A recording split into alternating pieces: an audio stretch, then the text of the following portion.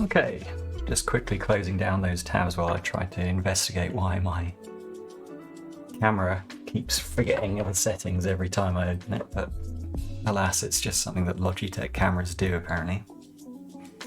If you watched part 1, yeah, I got new glasses. I chose them quickly. Go easy on me. I have a tiny face. These are much bigger than the last ones, so it's taking some getting used to, but I'm enjoying the bigger windows to look through, which is cool. And with the updated prescription, I can now actually lean back in my chair, be more comfortable, and a bit more ergonomic as well. So, all in all, should be good. I've fiddled with the sound a little bit. Hopefully my voice is a little clearer and the music is significantly quieter, although I need to turn it up so that I can actually hear it. But don't worry, that's on my local thing. So I'm just going to check that we have liftoff over here.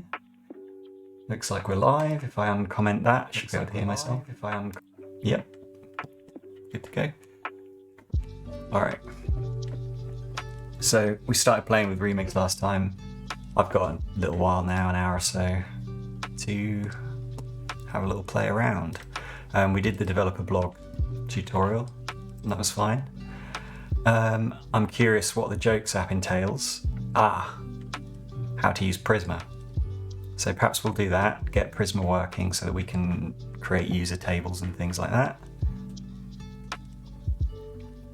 See how they hook up that with Remix's actions. So there is an authentication section. Excellent. In that case, I think we'll work through the Jokes tutorial today. Now my old brain's had a little chance to stew on some of the concepts in Remix. I might have a little bit more of an interesting take on this now, but we'll see. I've read very little from elsewhere, so I'm going in blind still, just with the developer blog tutorial experience. So we can remember to sit comfortably without jogging the table too much, and we will see how it goes. So there was a couple of things I wanted to try out before anything else really. So we've got loaders here. We've got an action in one of them. Action here. So what I wanted to try is there, in fact, I should probably check the docs. Is there a simple way to do API routes? Okay, there it is, number 2. Let's use the loader. Routes are their own API. Oops. Yeah. When user clicks on a link to link teams, Remix loader there. But outside of navigation, there are times where you want to get the data from a loader, but not because the user is visiting the route, but the current page needs that route's data for some reason. Okay, so that's, you could call the loader in another. Oh, interesting. A use fetcher hook. I used to use that in Next. My own implementation of one.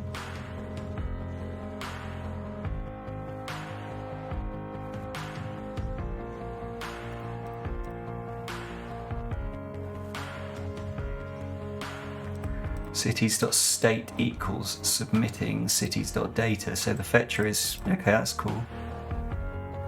So it knows the state of the fetch, which is handy. How does it know what to call?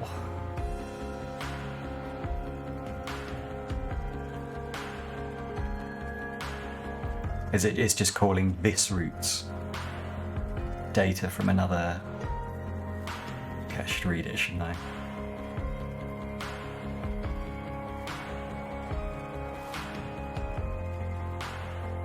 Like, this is really cool, isn't it? So we've just got cities from the fetcher, and then how does it know which route to call, or is it literally just the route that this is rendered on? Oops. Oh wait, hang on. Cities.form. Interesting.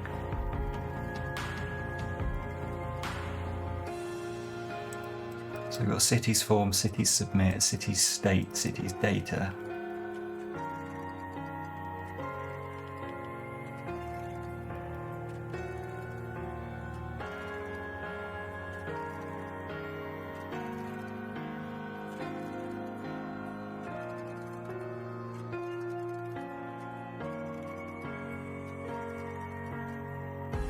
Oh, so, okay, so it's... depending on whatever that URL is where it will query it with the search params. Nice. Okay, that sort of makes sense, but with these sorts of things it's often useful to muck about with them to try and get the concept fully absorbed, or at least I find that useful. Sometimes can take a while.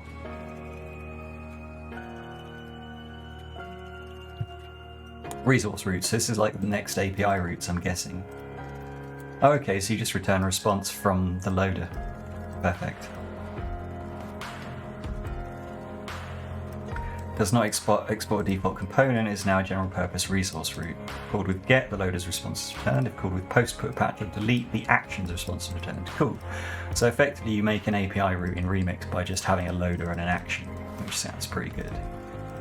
So if I come in here and I get rid of those and I say, just call it api.ts, and in there I stuff a loader like this. We don't need any of that. So let's just say, I don't know, const thing equals thing true. For example purposes, we'll send thing with a status of 200 and an application JSON content type.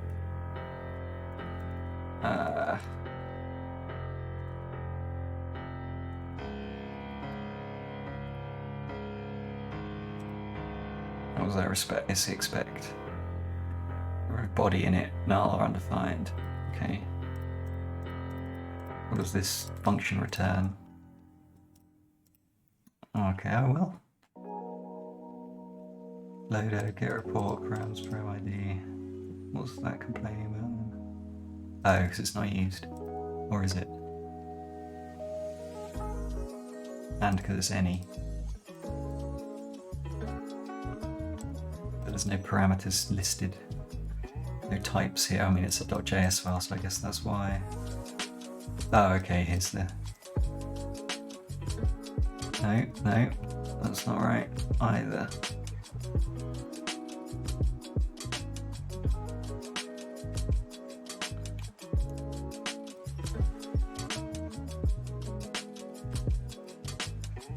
So that needs to be what? A body in it. Okay, how do we get a body in it?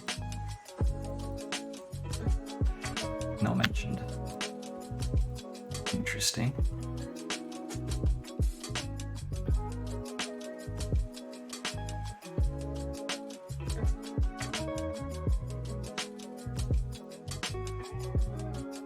Where does that JSON function come from?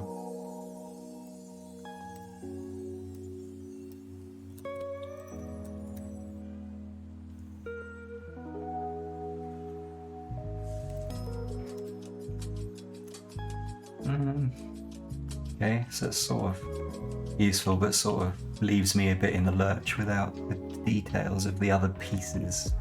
Which is often the problem with examples, isn't it? It's like, okay, yeah, cool, we'll get rid of all of this. And we'll just say, yeah, you get a report and you generate a PDF report and then you send the PDF back. It's like, cool, but what is the PDF? How do I create that? I can't see. So I've got to go and look that up, I guess. I guess body in it's a thing. Part of the response, okay. No? So it's just, it returns a response, is that right? Look again. How do you make a response though?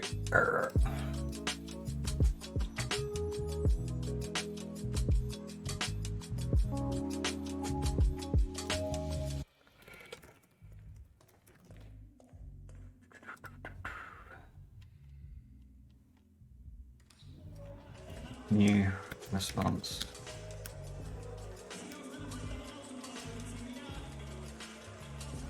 So you can just do it like that.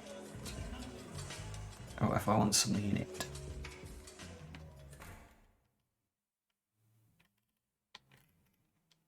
It's telling that I don't know much about this part of the web API though, hey?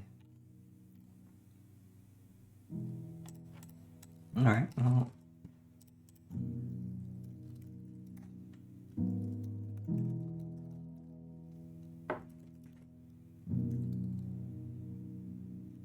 Let's just see what happens if we call that, shall we? Oh god, this is gonna show all sorts of nonsense, isn't it?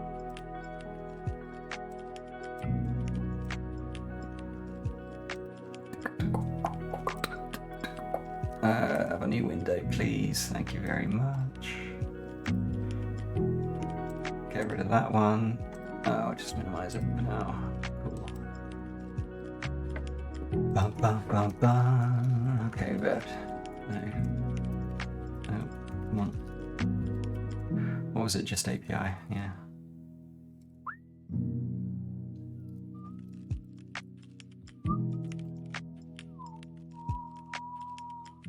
What is that JSON function? Where did it come from? Please. I probably should have eaten before starting streaming, thinking about it, but never mind.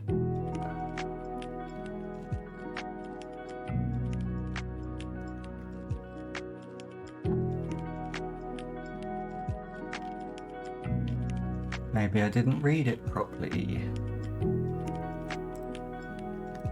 Okay. Can we search for where that JSON function comes from? Oh, cool. Okay, fine. Probably should have saw that coming. In that case, why didn't I do that? What a fool. Okay, fine. Now let's try it. Still doesn't work. Are we calling it correctly? Roots-API. TS. Export const loader. Return JSON. Well, you gotta run the damn thing, haven't you? Simple as that. There we go. Silly me. Okay, so that's cool. And then if we export, let's go back to the docs. Where's an action? Alright, let's get it here. Resource root, loader, action in here somewhere? Yeah.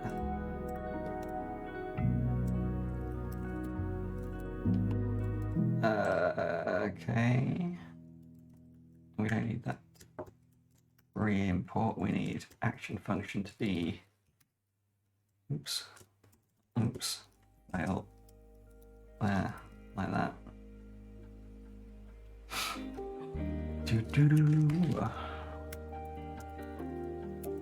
Post.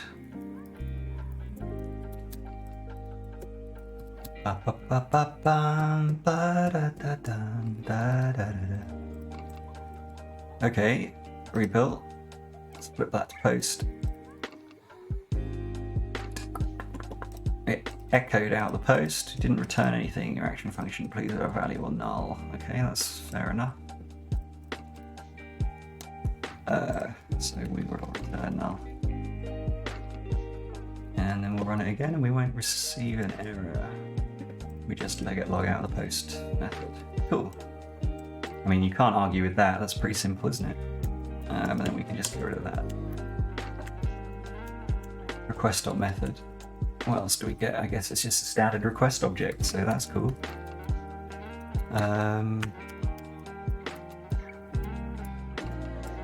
Just to prove that that's working. That's kind of neat. I like it.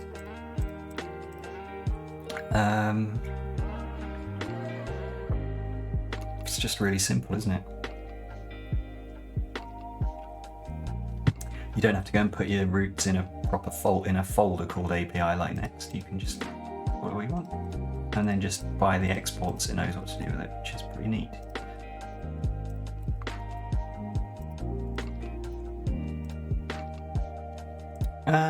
Okay, cool. That's kind of what I wanted to have a play with. So now perhaps we should just start the jokes thing.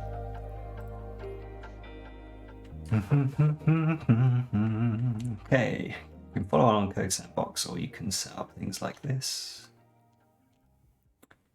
You also want an account on Fly.io. No, current hosting SQLite on Fly will cost a few bucks a month. Okay, we'll worry about that later. don't need to do the deployment today. So if you want to be familiar with that, blah, blah, blah, blah, blah, blah, blah, blah, blah, basic React, generating a new project, create remix. It's going to go with the app server, he went with TypeScript, and he ran install. So we are good to go. We should be safe to just carry on with things as we are. Quick intro, build stuff, npm start, and we're back where we are now. Now stop the server and delete all this stuff, roots and styles. Okay, you can do that. I am going to check out a branch called jokes. There you go. And I'm going to delete the roots folder as instructed. What else was it? And styles. I haven't got styles. Oh, I have got styles. Let's delete that as well. Nice. Replace the context of app root.tsx with this,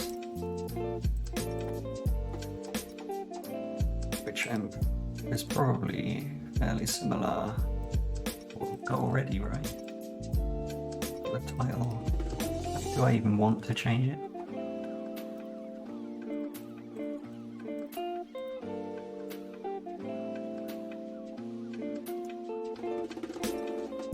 Alright, just do what you're told, I guess. Can't go wrong if you do what you're told. Auto refresh is what live reload does. We've got the client, the server, and the root. Client, server, root, yeah. With that set up, go ahead and start the dev server with this command. Let's restart it just to be sure. And if we go to our app, hello world, game on.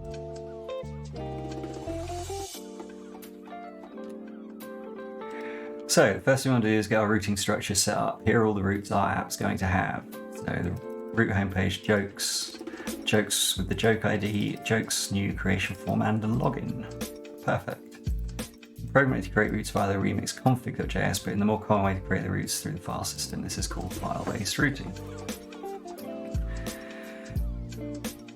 Each file we put in the app routes directory is called a root module, and by following the root file name convention, we can create the routing URL structure we're looking for. Remix uses React Router under the hood for this routing, but we don't have to do that ourselves, which is quite nice. So, create a file at approots.index.tsx and export default a component from that root module. For now, just have it say hello index root. Ta-da!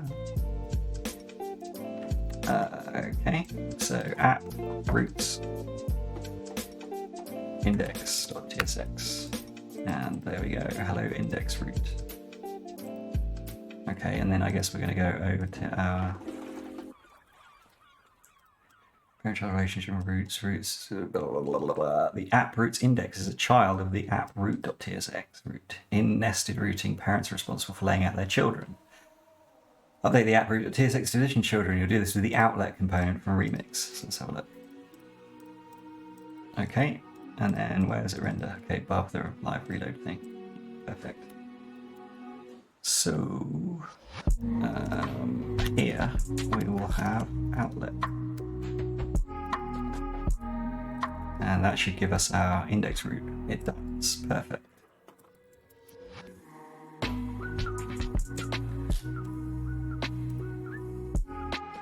Watch your file system changes, blah, blah, blah. Go ahead and open up the site again. You should be presented with agreeing with the index root. Yes, we are. Let's handle the jokes root. Create a new root apps roots jokes.tsx. Oops, hoax. It's a hoax. Okay, this should look like this with its own little outlet in there. Let's have a look quickly. Jokes root, hi, jokes. Hi, it's H1. Maybe the glasses aren't as good as I thought. Okay, that looks good. Should we enter the component when you go to /jokes? Let's try it real quick. Yes, we are. Cool. Now in that outlet, we want to render some random jokes in the index root. So the roots jokes index TSX.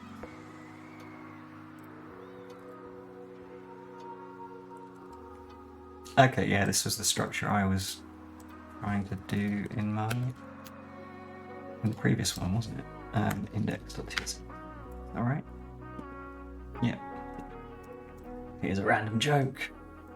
Cool, like that in there. I was wondering why the frisbee was getting bigger. Can you hear me?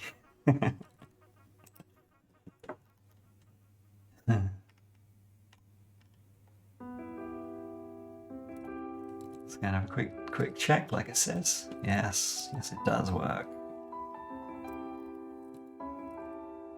Cool. Notice that each of those root modules is only concerned with their part of the URL. Neat, right? Well, that's kind of neat. I'd say that's quite neat. I like it.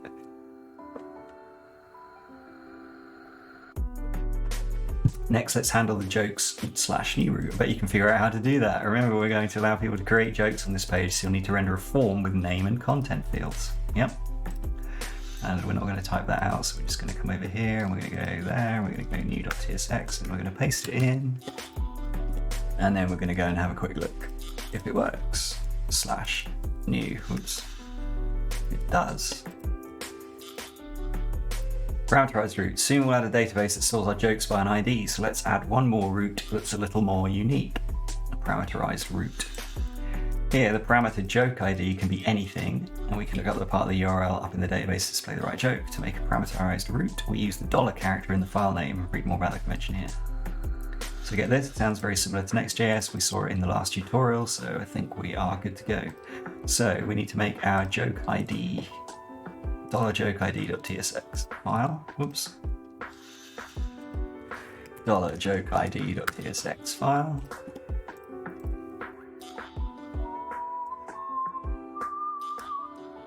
Whack that in there.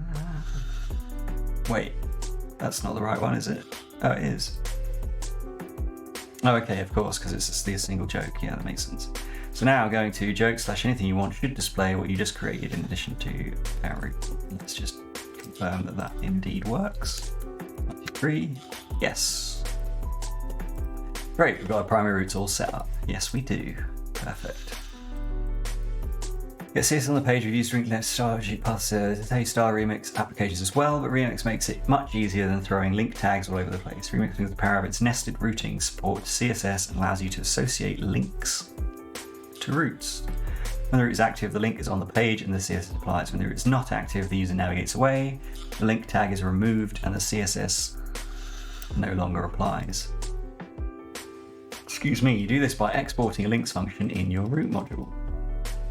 Let's get the homepage styled. You can put your CSS files anywhere you like within the app directory. We'll put ours in app/styles. Yeah, we will. Create an app index.css. We will add that here.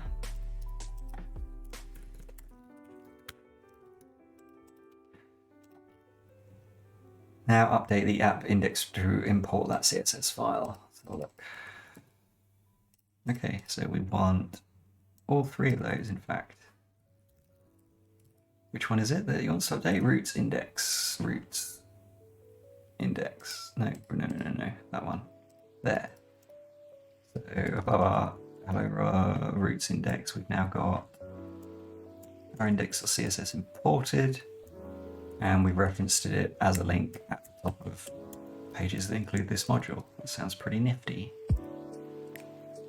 Now if you go to the root, you may be a bit disappointed. Our beautiful styles aren't applied. Well, you may recall that in the app root.tsx, we're the ones rendering everything about our app, from the HTML to the HTML, end HTML. That means if something doesn't show up in there, it's not going to show up at all. So we need some way to get the link exports from all active roots and add link tags for all of them. Luckily, Remix makes this easy for us, providing a convenience links component. Go ahead and add the Remix links component to the root.tsx within the head. Like so. Okay, enough. We will whack it at the bottom under the title, and then we will import it. Whoops. No, can you do that, please? There we go. Perfect. Great, now check the root and we should see the ugly gradient. We do. Bingo. Hooray, but I want to call out something important and exciting. You know how the CSS we wrote styles in the body element? Well, what would you expect to happen on the jokes route? Go ahead and check it out. Well, because we've only added the styling on the index page, we won't get it on the jokes page, will we? So now Kent's going to tell us how to do that. What is this? Why are the CSS rules apply? Did the body get removed or something? Nope. Open the Elements tab of the Dev Tools, you'll notice that the link tag isn't there at all. This means you don't have to worry about unexpected CSS clashes when you're writing CSS, which that's pretty cool. It means your CSS files can be cached long term and your CSS is naturally code split. Performance for the win. That sounds pretty cool. That's pretty much all there is to it for styling with the tutorial. The rest is just writing the CSS, which you're welcome to do if you want. Simply copy the styles from below. So, how do we get the global styles onto every page? Assuming that he's going to tell us once we've copied all these. Fonts and slides and put in the public fonts below. While you're downloading assets, you may as well download the social image and put that in the public social image. You'll need that later. Okay, so do it. We might as well, right?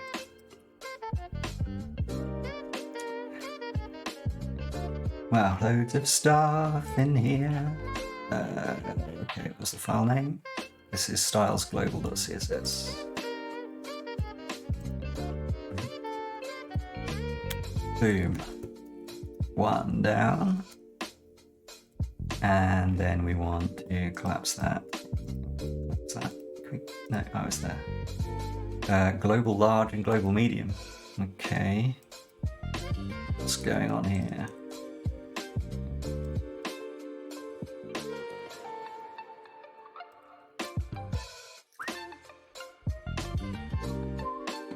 And medium. So those are our header sizes. Save. Global medium CSS. Copy this to app styles index.css. Da da da da da da da da. Oh. No. No. Band click. Thanks. Ooh, no. There you go. Overwrite that. And jokes.css. Only things on the jokes page. Sounds pretty cool. Right, paste done. Also downloaded that. Do you know what? I might not bother with the font, to be honest. You may as well download the social image and put that in public social sharing. Okay, so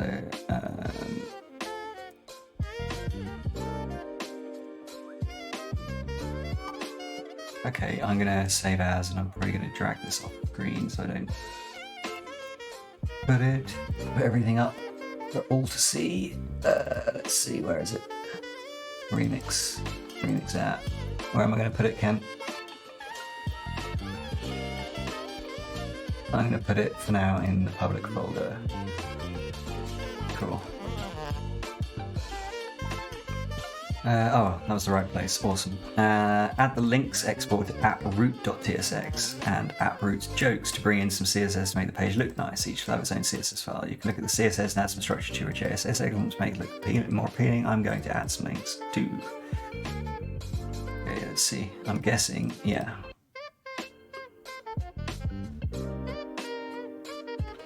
Global styles, global medium styles. Here we go. Okay. So this is the root one. Work those in there. Import the links function thing. Ooh, no, that's not right. That one. Okay, so it also lets us set the media they apply for, which is cool. And then there's no change to that, I don't think, is there? There is not obvious changes to that. Global large is a media query based CSS. That's our apps jokes. So same thing in there. Put the styles in and the link in the jokes. Which one is it? Jokes.tsx.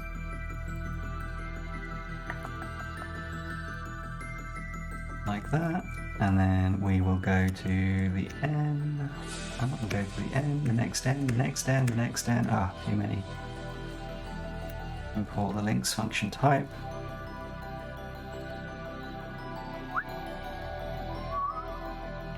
Okay, and then we've got a lot more stuff in that route, like this, with all the stylings. Oops. Damn it. Okay, there we go. And we're going to need to import links, because we ain't got it.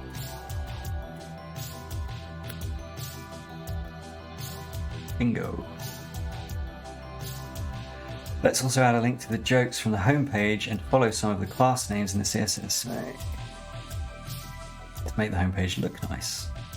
Let's do that. So index.tsx, that one. We've already added the style sheet.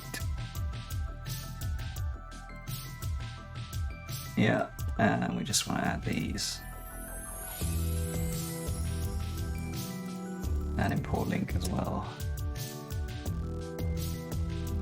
All right, looking good.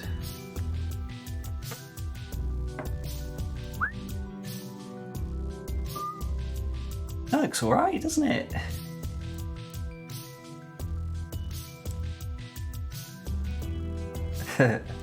Why don't you find hippopotamuses hiding in trees? They're really good at it.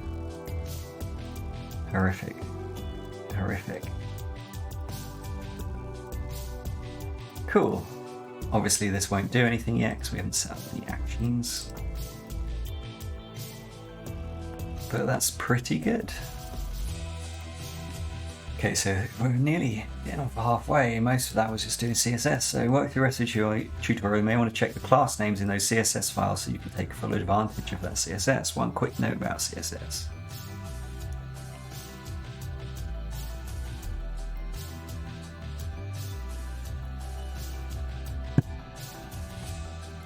Many of the problems that led to the creation of those styling solutions aren't really problems in Remix, so you can often go with a simpler styling approach, and that's something that we can all get behind, whether we like style components or whether we use Tailwind.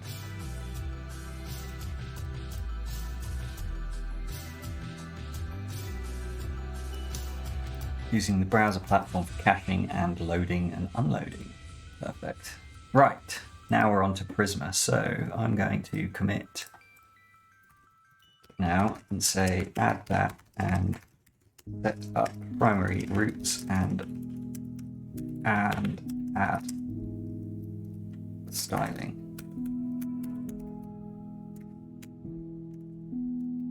Done. Cool. So most real-world applications require some form of data persistence, and I am a big fan of Prisma, I must say, so I'm very pleased to see that's where we're going with this. In our case, we want to save our jokes to a database so people can laugh at our hilarity and even submit their own. Yeah, you can use any persistence solution you like with Remix, Firebase, Superbase, Airtable, Azure, Google Sheets, Cloudflare Workers, KV, which is key value store, I believe, Former, custom Postgres, or even your backend team's REST GraphQL APIs. Seriously, whatever you want. Yes, perfect. That's what we want. Prisma team has built a VS Code extension you might find quite helpful when working on the Prisma schema. I'm pretty sure I've got that installed. I'm going to use SQLite, which is what Prisma starts with. Supported by Prisma, favorites database, ORM. It's a great place to start if you're not sure what database to use. The two packages that we need to get started, Prisma and Prisma Client. All right, let's do that. I'm going to install both of them at the same time. And while that's running, we can continue.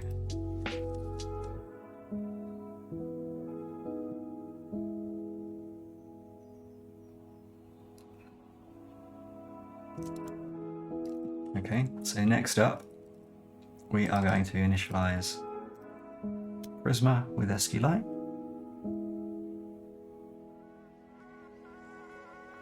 SQLite, SQLite, say it however you like.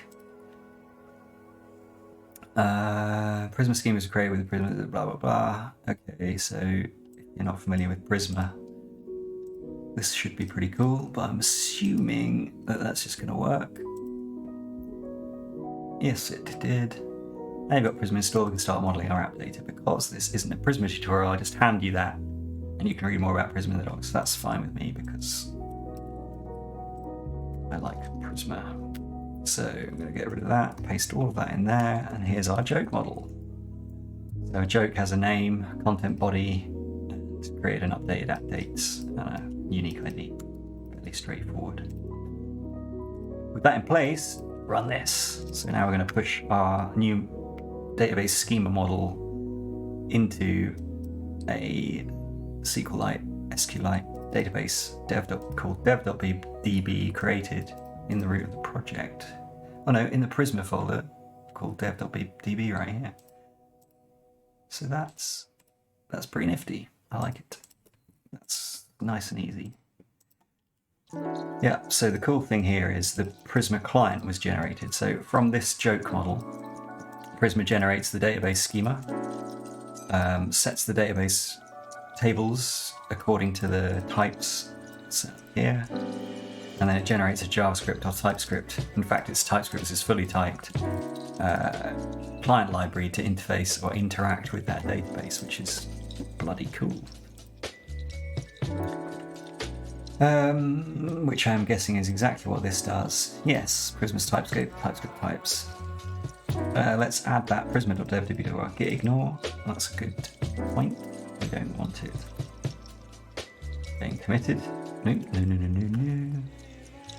Wrong one. There you go. That one. We also want to add the .env file. That's already in there. The store is already in there. We're good to go. We just delete the dev file and run Prisma DB again. Next, we're going to write a little file that will seed our database with test data. Again, this isn't really remix specific stuff, so I'll just give this to you. Don't worry, we'll get back to remix soon. That makes a lot of sense. So this is basically how you use the Prisma client to post and test data into the database, which is fairly straightforward. So in prisma/seed.ts, so just a quick look at this. Look, we import the Prisma client. We create a new instance of the Prisma client called DB, and then there's this seed function, which is an async function that basically just awaits for us to get the jokes. Get jokes. Where's that coming from? Oh, here, silly me. So this get jokes function, just returns an array of jokes with a name to content. Simple as that. And then puts them in to the joke table in the database, which is very straightforward. Feel free to add your own jokes if you like. I'll skip for now. Install esbuild register as a def dependency. What does this do?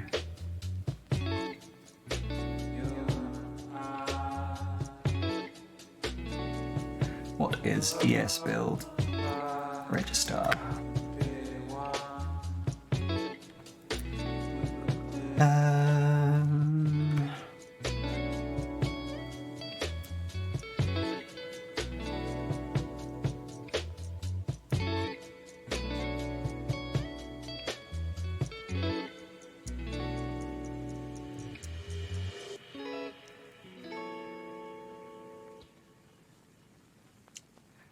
It literally doesn't tell me usage. It will use JS fragment and target options from your JS config file. When using yarn, you can add npm specific script. Doesn't tell me what it does. I'm supposed to know, I suppose. I don't know. I feel stupid. Don't be afraid to borrow. npm install. Okay, let's get it running anyway. Get it installed. Sounds. And now we can run our seed with that command. So no requires build register. Snatch them all. I wonder why we need that. I don't know why we need that. Although I say that, I've had a lot of pain in the ass problems trying to run node script in TypeScript with that, so I guess that's what it's doing. So it's having to have some kind of custom. Now our database has those jokes in it. No joke, haha. Which is a joke, but I don't want to have to remember to run that script anytime I reset the database. Luckily we don't have to, because we can add to our package.json Prisma seed and that command to have our scripts entry, which is quite handy. Thanks, Kent. So we'll stuff this up here. Prisma, seed. Cool. Now, whenever we reset the database, Prisma will call our seeding file as well. Perfect. I didn't know it did that. Didn't know we could do that yet. That's awesome. No, then I am not original or creative. I can't make up a new thing. So next up, we are going to connect to the database from our seed file. Wait. No, from our app, I assume. And I very much doubt. In our app, yeah. Okay. Read the tutorial, silly. In our app, we do this at the top of our prisma.seed file. Sounding good. Yeah, makes sense. This works just fine. But the problem is, during development, we don't want to close down and completely restart our server every time we make a server-side change. So Remix runs serve actually rebuilds our code and requires it brand new. The problem here is that every time we make a code change, we'll make a new connection to the database and eventually run out of connections. It's such a common problem with database accessing apps that Prisma has a warning for it. Warning, 10 Prisma clients are already running. Yeah, this is a problem. And it's also a big issue when you're running in Lambda functions, hitting it a bunch of times, 10 different visitors, spins up a new client, and then makes a new connection to the database, which only supports 10 or 20 concurrent connections. So, we've got a little bit extra work to do to avoid this development time problem. Note that this isn't a Remix-only problem. No, it's not. Anytime you have a live reload of server code, you're going to have to either disconnect or reconnect to databases, which can be slow, or do the workaround I'm about to show you. Alright, let's do that. So, in our And also be respectful. database server... Make a little note. Oh no, we're not that. Okay, copy this into a new file called apputils.dbserver.ts. Okay. The fabled utils directory. What's it called? db.server.ts.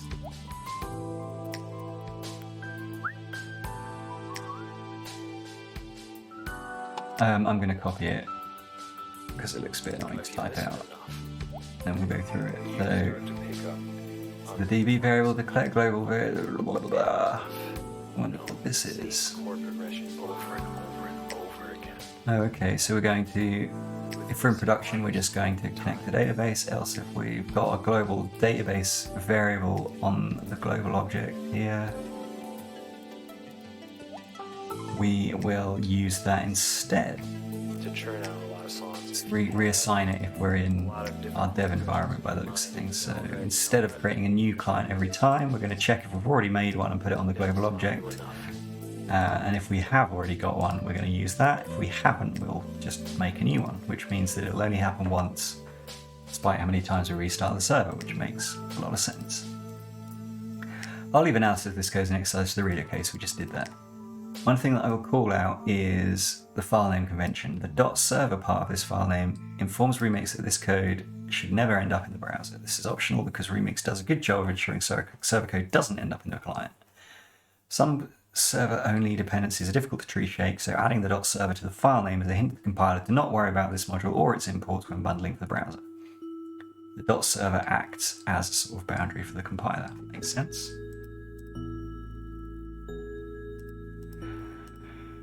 Okay, ready to get back to writing Remix code? Me too!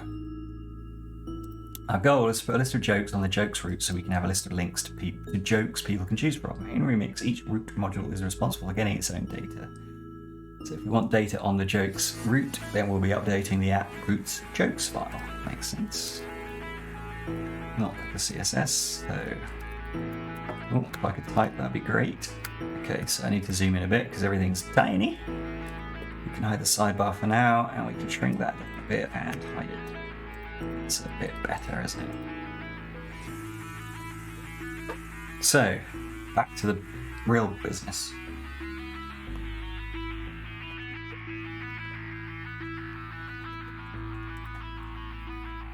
So...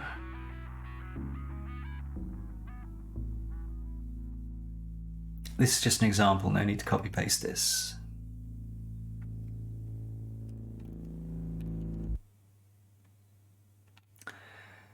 Yes, that does give me a pretty good idea of what I need to do. I need a export let loader let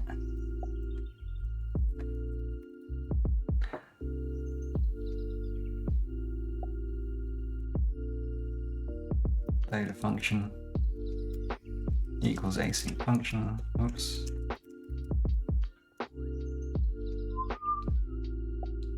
Const data, loader data.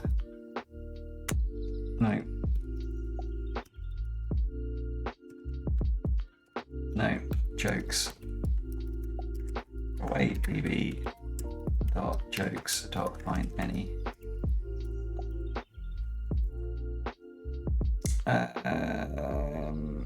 Why does that not exist? It should. Oh, maybe I did mean joke. Turns out I did. What is it in here? Oh yeah, it's just joke. Okay, yeah, that makes sense. Loader type loader data equals users, which is no, silly. Jokes is an array of joke.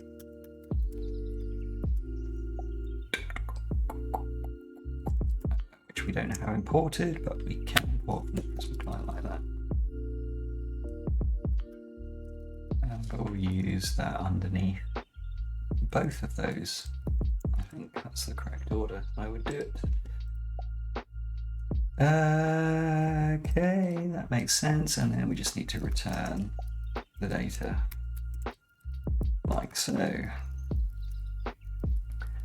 And then if we want to list out the jokes, we can do so. Where do we want to do that? There's the heading. It's the main thing. Link to get a random joke. So inside this list, to be fair, should probably be, the list is down here. Okay, so what we want to do is make this map over the list of jokes. Where is it? Silly me. So we will do our, we need to fetch the data first, don't we? Const jokes equals use loader data, like so. And we import that hook. Now we've got jokes. Now we can just come in here and go, cool, jokes.map. Yes, that's what I want. Thanks, Copilot. You're a ledge. And with a bit of luck, I can get away with just going like this. Oops. In fact, I literally want this tag here. List item, paste. What's wrong with that? Oh, jokes. Oh, whoops. So jokes has a bunch of stuff on it, doesn't it? So let's see what we get. Jokes.jokes. Okay, that's what's good data then.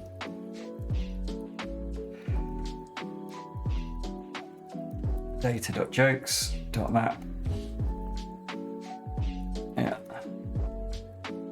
So now that should know it's a joke. Yes, it does. Link to some joke ID, and it's going to be in here. It's going to be joke.id. Here's going to be joke.id. Oh, what is it? Joke.name. What's wrong with that? Oh, so rogue that there, and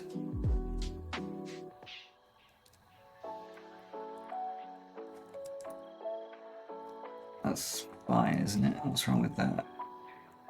Where's your pair? Where's your matching? That matches that. Oh, we need another. There we go.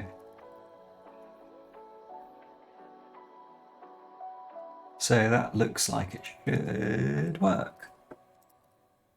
No, I broke it. Have a look at jokes. And find reading map. Okay, so I'm guessing it's because it hasn't loaded it yet. What did Kent do? What would Kent do? Got a star sheet, we've got a load of data, joke list items. Yeah, a couple of jokes, it's fine. Wait, what is this? Type loader data, jokes, very joke.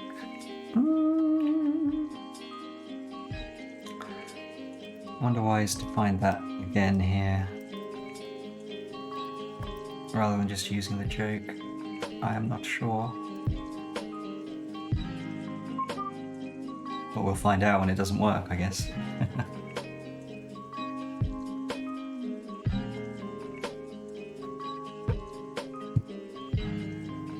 Okay. Got the loader, we've got the jokes. Make jokes, find many, which will be a joke. We return the data, we don't necessarily need that object there then. Maybe that's the issue. Yes, it is. Hippo, frisbee, elevator, dinner. It doesn't work because we're not actually loading it yet, which is fine. But that does work. Oh, and now of course, okay, we've got all the styling for the jokes route. Data jokes.map. It's open to the joke ID. Oh yeah, don't forget your keys. Don't forget your keys, folks. Joke ID, like so. And that, yeah, looks exactly the same, so well done me. Here's what we have with that now. Yes, we do. Data overfetching. I want to call out something specific in my solution. Here's my loader. Find many. I don't need to bother getting the content. That's also true. So in the data loader, we'll reduce the things that we get with that many. We'll only get 5, and we'll only get the ID true and the name true, and that means that this type is incorrect now, which explains why he's done this.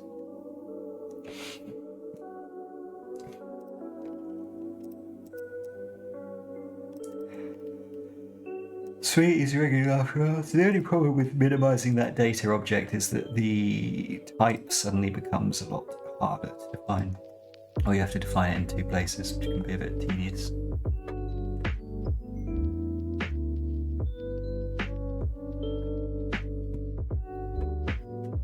So, it's kind of rubbish, really, that it's like that. Maybe there's a TypeScript trick. But actually it probably end up being more work. So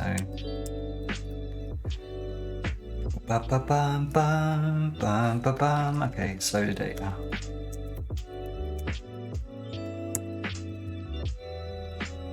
There you go. Now it's happy. Cool. Network type safety. In our code, we're using the use loader data as type generic and specifying our loader data so we can get nice autocomplete.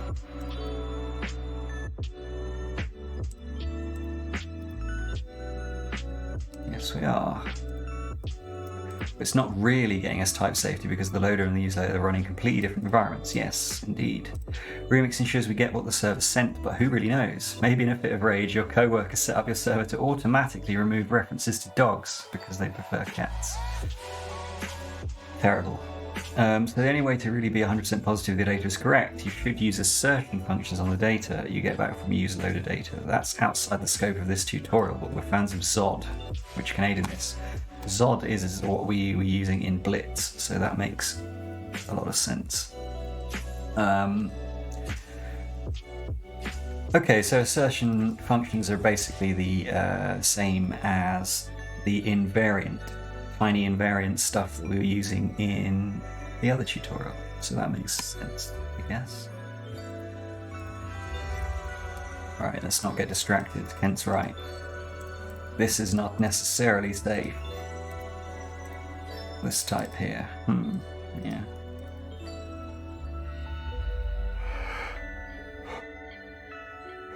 Excuse me.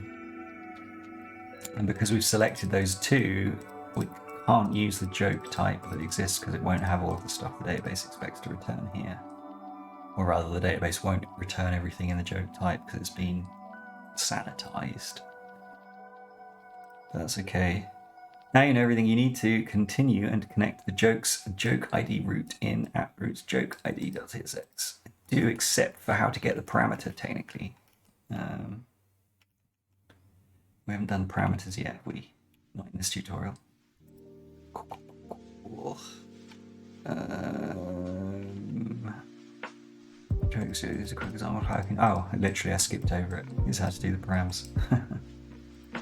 Before we get to the jokes / joke ID root, here's a quick example of how you can access params like joke ID in your loader. Okay, so that was the bit that was missing. So now in our $joke ID, I'm going to type this out because I don't know it well yet. So const loader function. Interestingly, this one is a const, not a let. So that's a little inconsistent. Equals async.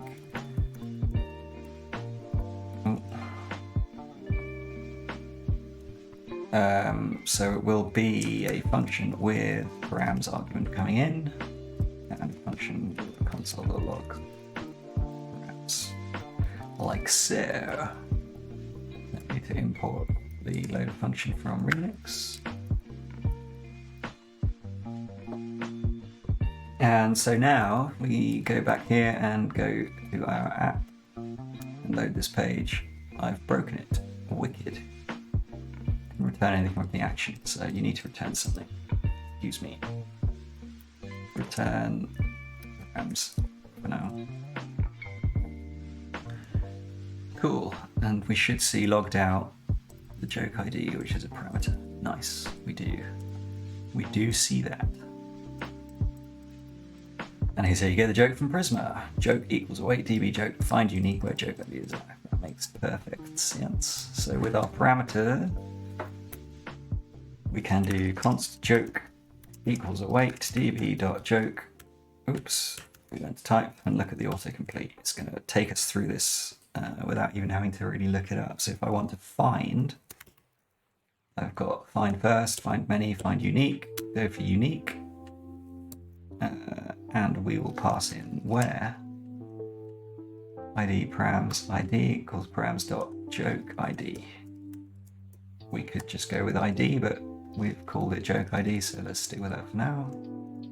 And then we'll return the joke. And then down here we will data equals user loader data, like so. And we expect a joke, basically, don't we? Delete that. We should now have in the browser a joke. Data.joke. So now let's log it out and have a look.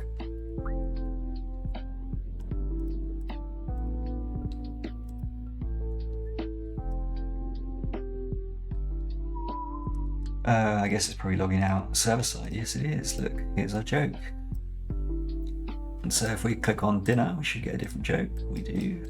Click on trees, get the trees joke. Cool, so that's working. Our database query is working. We're fetching the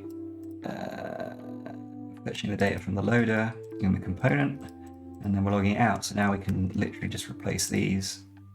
What is the structure of it? Joke, ID, name, content. Okay. So we know that this is a joke, so we can actually just do that for now. Import that from Prisma client. And then as part of this, we can just load the joke content. So delete all of that, and we'll say joke, no, data dot content. And so actually technically we could rename this to joke. If I do that and then hit F2, done. So now it should change on the page. Hey, dinner, trees, frisbee. Let's add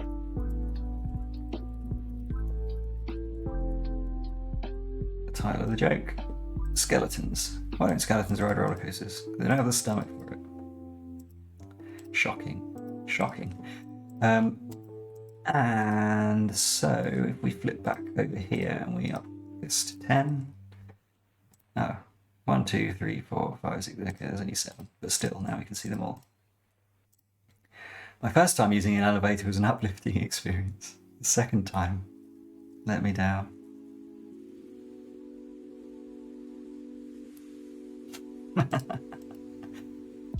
To be honest, I do like a terrible joke. I'm honest. Alright, we're getting there, This is cool. So you can imagine where this is going, and I think we could probably go away and do the rest of it, but I'm going to continue to the bottom.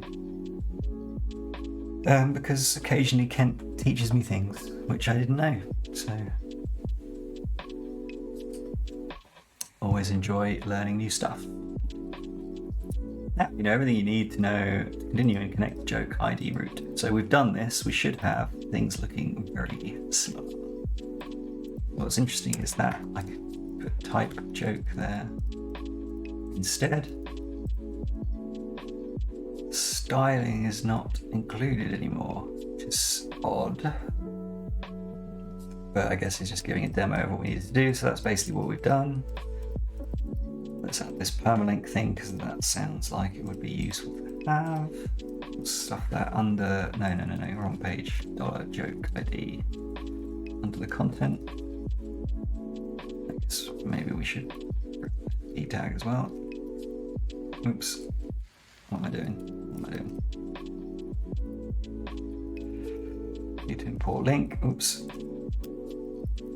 And we've called that joke.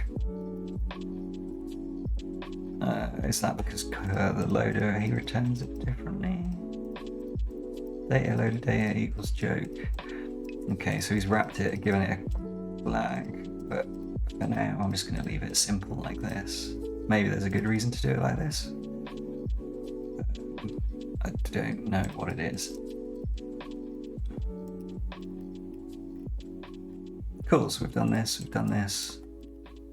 Next, let's handle the jokes index route that shows a random joke. Here's how you get a random joke from Prisma. So we want to go to index.tsx. Remix jokes, no, we want the jokes index. That one.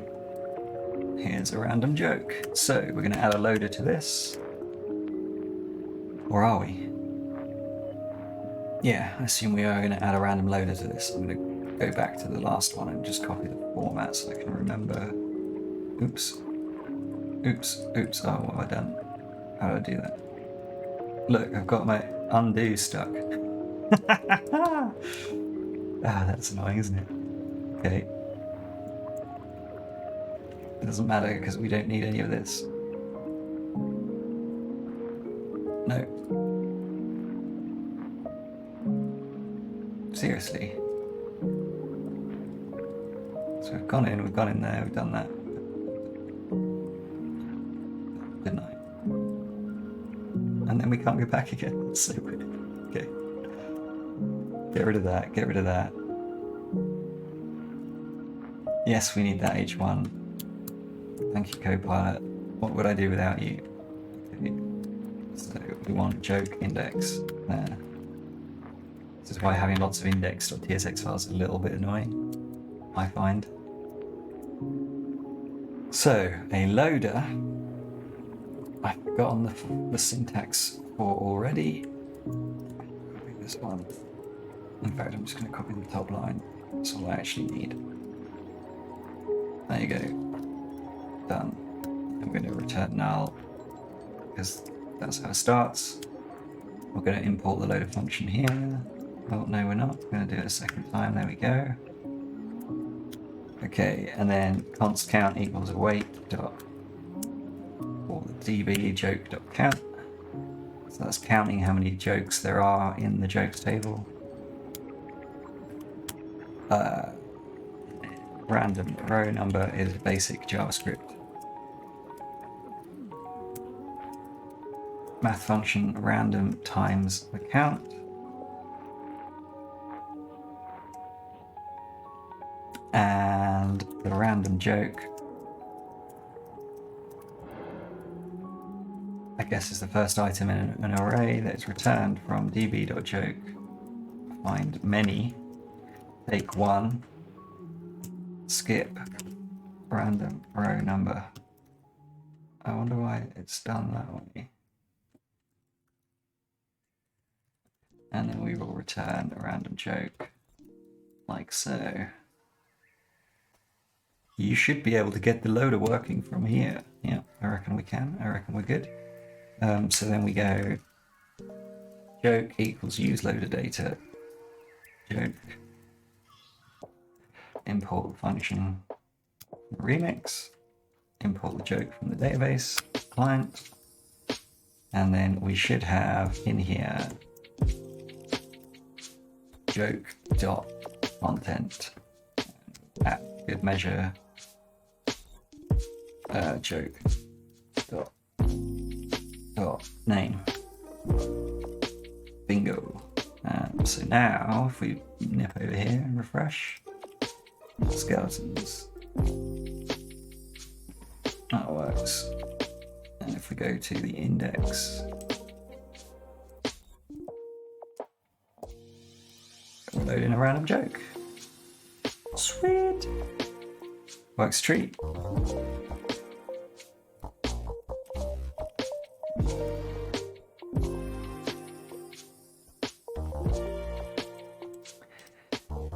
Okay, so we've got the roots new, but the root doesn't do anything yet. So now we need to use an action to create stuff. So I'm going to flip over here quickly, and I'm going to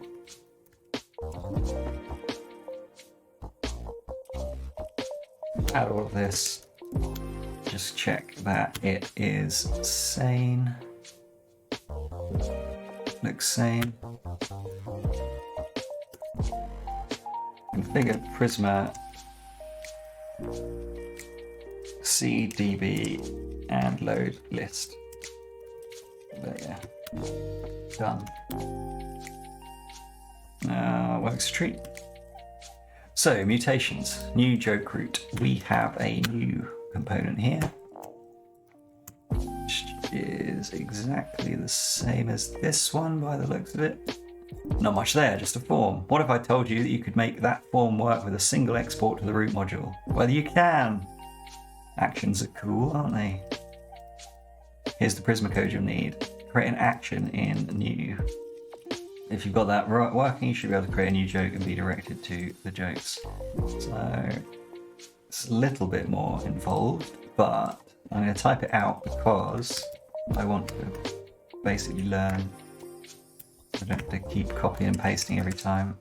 So action function is the type.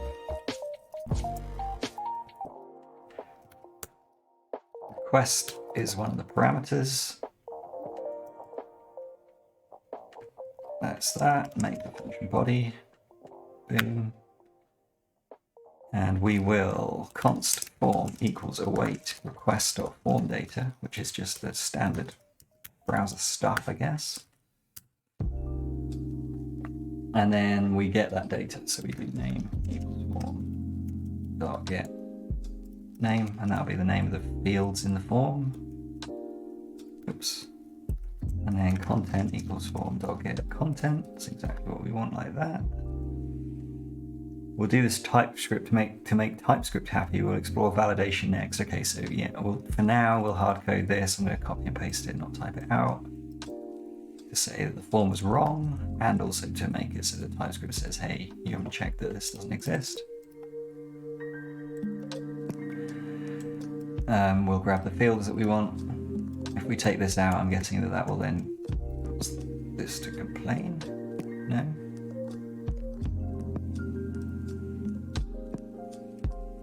It's fine.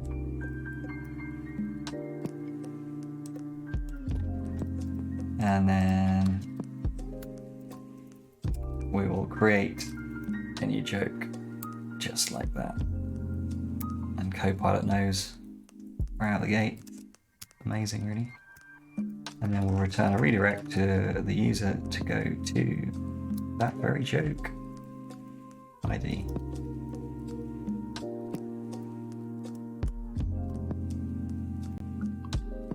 So when we run the create function with Prisma, excuse me, my eye is giving me some problems. That create function returns joke. So we get the joke back, and then we can immediately use the ID of the joke to redirect the user to that location. I mean, that is joyously simple, isn't it, really? Let's be clear. As opposed to what you would be doing, mucking about with storing form values in state potentially with React, all of that nonsense that you end up doing. This is pretty clean. I like it. So now we add that, and actually that's it. That's all you do. Amazing. So let's go to the jokes. Let's go to jokes/new. Let's say unfunny joke. Chicken crossed the road because he was bored. There you go, the worst joke you've ever heard. Oh look, and now we're on that page and we have an unfunny joke right here that we can visit. Beautiful. Very straightforward. If you've got that working, you should be able to create new jokes and be redirected to the new jokes page. The redirection is simply to the response object that has the right headers status codes to redirect the user. Perfect.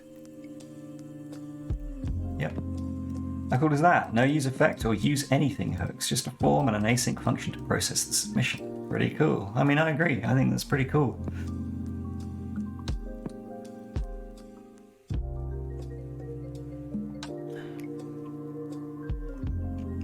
When we were redirected to the Jokes New page, it was there. We didn't have to think about updating the cache at all. Remix handles invalidating the cache for us automatically. You don't have to think about it. That is cool. Sunglasses. It's pretty cool. Oh, why don't we add some validation? We could definitely do the typical React validation approach, wiring up use state with on-change handlers and such, and sometimes that's nice to get some real-time validation as the user's typing. But even if you do all that work, you're still going to want to do validation on the server.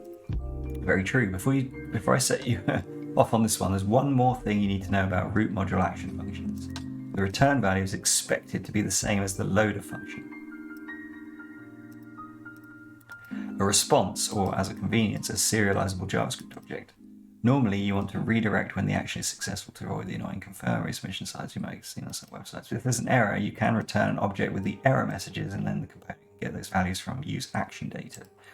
Display them to the user.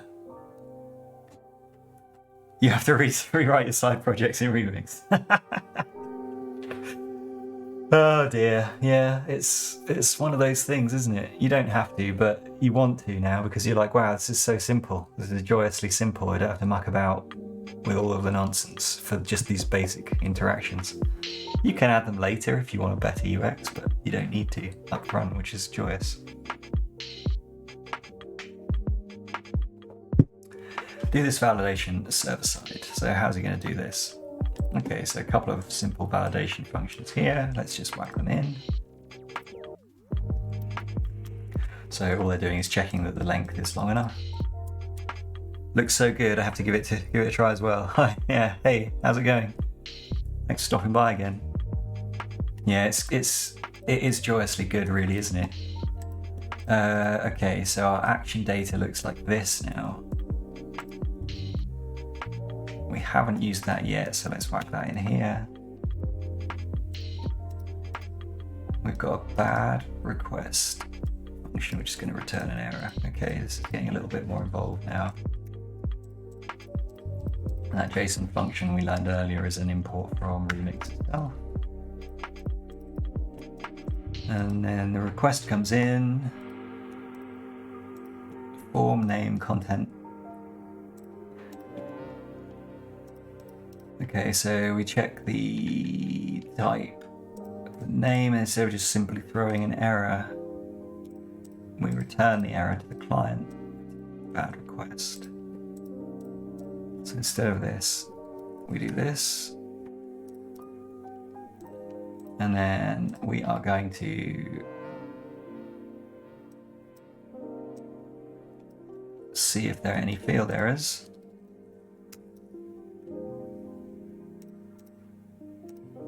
Then we're going to set the fields, and then if the object values and field errors comes back with anything, we will return the bad request instead. Oops, not that, underneath that. So the bad request accepts. Oh, it's a function. Wait. Oh, it's just an object. Okay, fine. So this is just the action data. Bad request comes in, field error fields. That looks fine. Then we get the joke, and then we do the redirect. So if we get past these checks, we know that our data is valid according to the rules that we've made, and that we haven't got any errors. What does these return if they fail? Oh, they return nothing. So if there's any values, if they're anything but undefined, these object values. Okay, and because undefined is false, they won't return anything on this, so this will always evaluate as true unless there's an error. Okay, that makes sense. And then in here we want the use action data thing. So let's just have a look at that type for action data. So it could be a form error, field errors, or fields. Where is that set? Data, fields, joke, redirect, joke. We don't actually return anything, so there won't be any of that.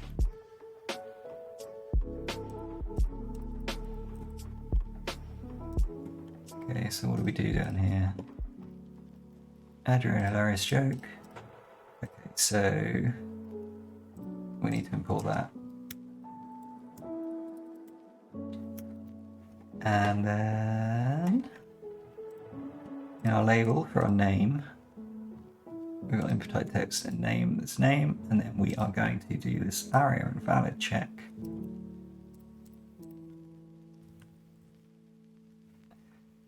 Where that is like that, and ARIA described by references the label. Like that.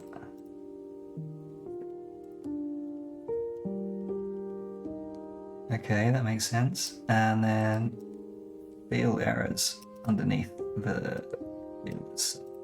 Under here, we'll whack the error. Now we should be able to try that out for the title. So if we put a title in that's 3, it works. If we put in 2, we should get an error. What's happening? What's my form method? What's in the form method? Post. So I should be posting to this route.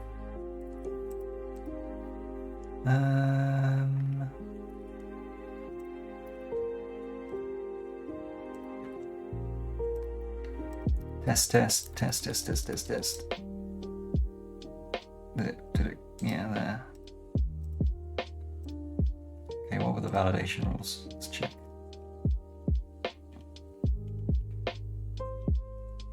Oh, let's just try one then. Simple as that. That joke's name is too short, but it doesn't restore it because did we miss the value off? So look, we missed the default value off.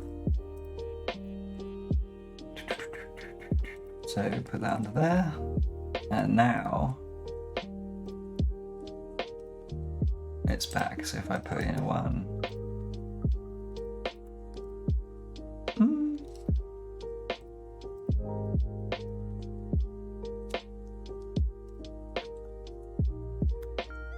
what do they do? Oh, it's because the other error is failing. We don't show the error for that one. Whoops. Do that and then put something in there. Nice. That makes a lot of sense. So for the other inputs, we just need to do the same thing. Content, we'll take the default value for the text area. Where is it? Label, content text area here. Put the default value in, the ARIA stuff in. So what's that doing? It's just checking if there's error on that content. That makes sense. And then we'll put the field errors in for that field underneath the label, like so. And we're done. Nice. So now if we reset, we should get that. The joke is too short. As that should disappear, that should come back, and then we can put a really long one in here. And then that's valid, and then if we put in lengthy joke, boom, perfect. Works pretty well, doesn't it? Great. You should now have a form that validates the fields on the server and displays those errors on the clients. Why don't you pop open my code example for a second? I want to show you a few things about the way I'm doing this. First, I want you to notice that I've added an action data type so we can get some type safety. Keep in mind that use action data can return undefined if the action hasn't been called yet, so we've got a bit of defensive programming going on here. Okay. And we also notice that I return the fields as well.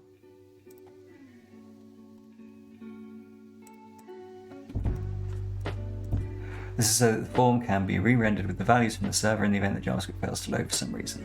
What the default value stuff is all about as well. So yeah, the default value comes back, sets it as the default value, and same for these things. And then the error display is actually like that.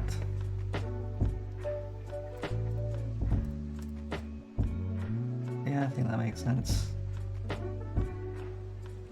The bad request health function is important to give us type checking to ensure our return value is of type action data, while still returning the accurate HTTP says 400 bad requests to the client. If we just return the action data value, that would result in a 200 OK response, which isn't suitable since the form is sufficient errors, correct? Another thing I want to call out is how all of this is just so nice and declarative. You don't have to think about state at all here. That's also a joy. That is also a joy.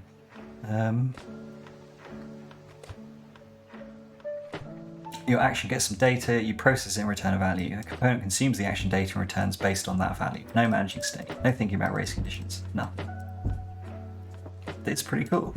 If you do want to have a client-side validation for while the user is typing, you can simply call the validate joke content and validate joke name functions that the action is using. You can actually seamlessly share code between client and server. Now that is cool.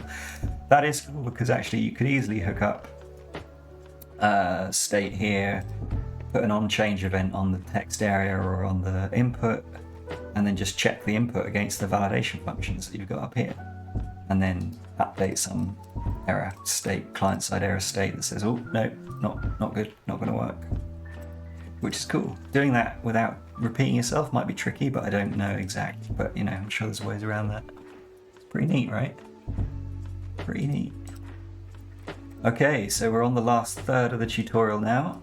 It looks like we're going to be adding user sessions, which is good because I need to make an app that has users soon. So, what we need to do is commit that. Oops.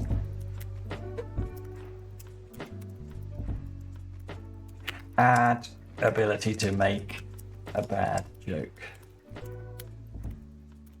Done.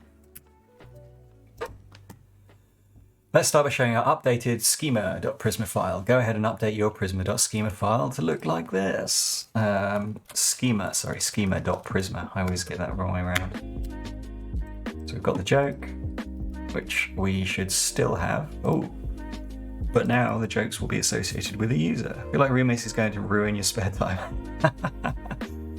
It will, well, it might do if you're going to rebuild all your side projects with Remix for sure, but at the same time, it might let you build them faster than you would with Next or something else. So, swings and roundabouts, isn't it? Really? Swings and roundabouts. Okay, so we are going to copy the user model. Oops. I'm going to paste it in correctly. And oh, look, that joyous Prisma extension has literally updated our our joke model to point back to the user. So jokes is a joke array, which is this, and then the user becomes a reference back. So jokester ID, I'm going to rename user ID to jokester ID, and I'm going to change user to jokester like that. I'm going to change that to be jokester ID as well, and the reference is the ID, that is the user, which is this. So that means that jokester ID will reference back to the user, and jokester will be an instance of user. And then we can push that to our database again. Come on, where's my terminal? Okay. So again, that's going to update our database schema, update the SQLite file. Yes, it does. With this change, we're going to start experiencing some TypeScript errors in our project because you can no longer create a joke without a jokester ID value. That's very true. So let's go to our seed.ts file. hide the terminal. Oh, no, wrong button. There you go. So this is our seed. Okay, so we're going to need to make a user. In this case called Cody. Good old Cody. We're going to need to name that DB because that's actually what we called it last time. That might be an error that we could submit a correction to. Password hash is predefined. And now in our get jokes, we're going to add this. The data will be a jokester and then the joke. So now, because we create this user here, I'm going to just call it user. That's simpler, isn't it? We should be good. We run the seed. All of those go in and we've appended them, made them all belong to this dummy user that we've created. Cool, so now we can do mdx Prisma db seed, hopefully.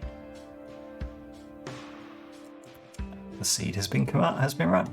Database is now ready to go. So auth flow overview. That's where the fun really starts, eh? Authentication via the traditional username password variety. It's funny because in one of my early live streams I did exactly this in Next.js, and actually you can do this in Next by submitting to API routes, but it's not as straightforward. Like checking whether a response is JSON or not was a bit annoying, and the redirect wasn't as straightforward. So yeah, this is cool. So we're going to install the save bcrypt. Nope, no zero. There you go. Bcrypt library has type definitions. We're going to get the definitions for that as well. Nice and straightforward, really. Quick diagram of the flow of things. So login page. User submits login form. Form data valid. Is it valid? Yes. Login type register or login. Username is available. Yes. Hash the password. Create the user. User exists. Yes. Hash matches. Yes. Create session cookie with user ID. Redirect to jokes with set cookie header. Perfect. So setting a cookie, the browser will send that cookie with every request, which will keep us logged in, which would be great.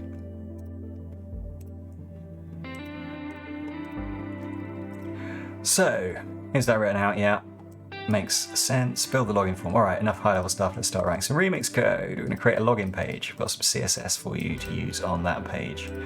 All right, I'm going to copy your CSS, Kent. I trust you. And the file name is going to be login.css. So let's do that real quick.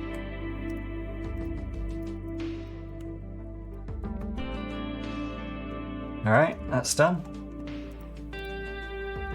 And then our login.tsx file is a root with a login form in it. Root login.tsx. Paste that in. Hide that. Let's just quickly have a gander through this. So we put in our styles. We connect our styles with the links. Export. And then we've got our default components. We use the search params. Wonder why it uses search params.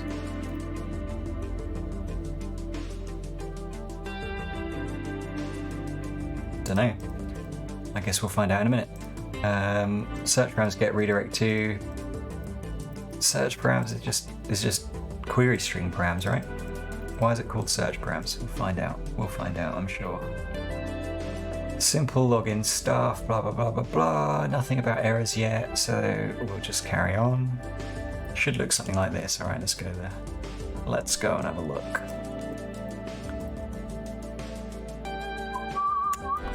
Login. Yes, it does. Oh, look, it's got my name in it. Terrible.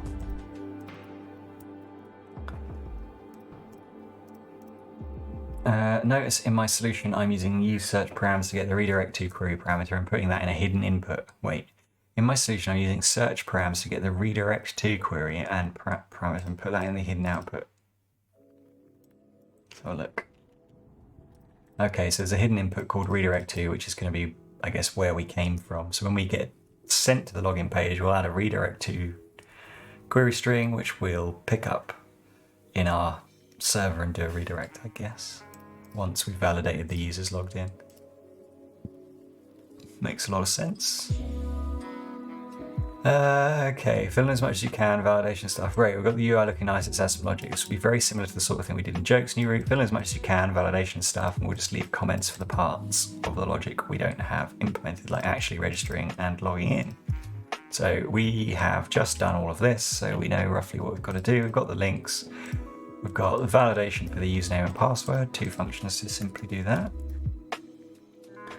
We've got the type action data for this particular form submission, which perhaps we would want to reuse some of this and just modify the fields, but we'll worry about that later. We've got the bad request response function, which I guess we'd probably want to make a global thing, but for now we'll just put it here. And then we've got the actual submission action itself, where we do all of that. The 2 different login register responses, the bad request checks. All right, so that's the meat and potatoes right there, isn't it? Action function, let's import that. No, wrong one, that one.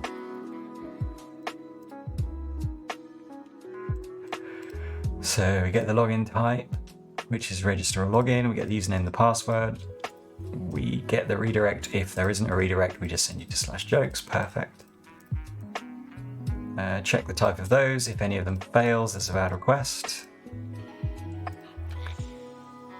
Get the fields, including the login type of login or register. The field errors, we validate the username and password, and the rules for those are, has to be a string, must be bigger than, or 3 or bigger. Password must be at least 6 characters. That makes sense. And then we switch on the login type. If it's a login, we're going to log in an existing user. If it's a register, we're going to create a new user. Let's import the database here. So we look up the user based on the username. If the user exists. If the user exists. If the user exists. Oh, the user exists in register. User with that name already exists. That makes sense. Otherwise, create the user. Not implemented because we haven't done that yet. And the default is to actually login type invalid. Okay, that's. And then the login stuff itself. Action data, search params. Let's get the action data here. Import that hook. Okay, and then let's go through the form itself. So form, post, area described by, so that's when there's a form error. Whoops. Whoops. Cool. And then we've got an input hidden redirect to, search params redirect to, it doesn't matter about that. And then we've got the field set, the legend login or register, a radio button, which is default checked if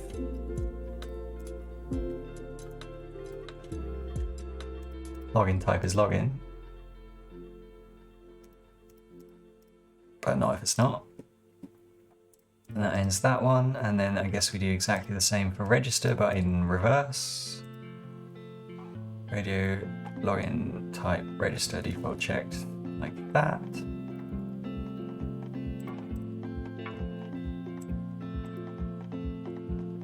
Div username, and then the input, we've got the type, text, and the name. We need the default value and the ARIA stuff. Let's copy those in, and we'll copy the same. Oh no, don't forget the error message if there is an error, which goes under here. And then we'll do the same for the password field with the default value.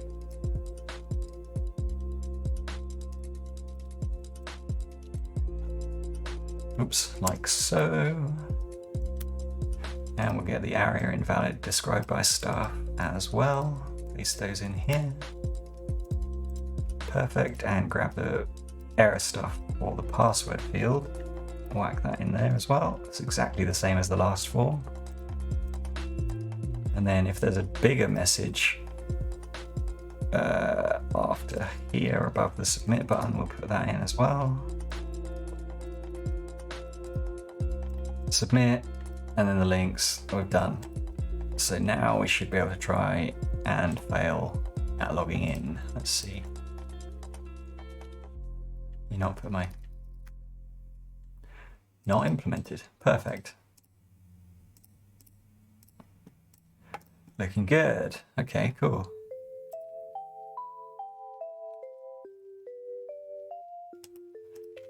Now it's time for the juicy stuff. Yeah. We seed in a user with the username Cody and the password hash is TwixRocks. So if we go here and we type in Cody and TwixRocks, obviously it doesn't actually do it because we haven't done that yet. We want to implement enough logic that allows us to log in as that user. We're going to put this logic in a separate file called apputils.session.server.ts. Fine by me. Although, except for the utils directory, really. Session.server.ts. Oops. Boom. Oh wow, it's really dark. I'm just going to go and close the curtains. One sec.